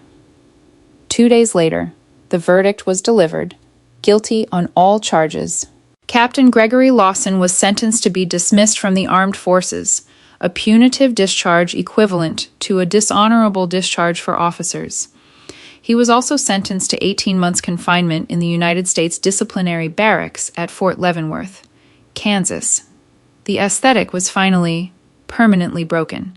6 months pass quickly when you are preparing a division for deployment. The chaos of the logistical and intelligence work consumed me.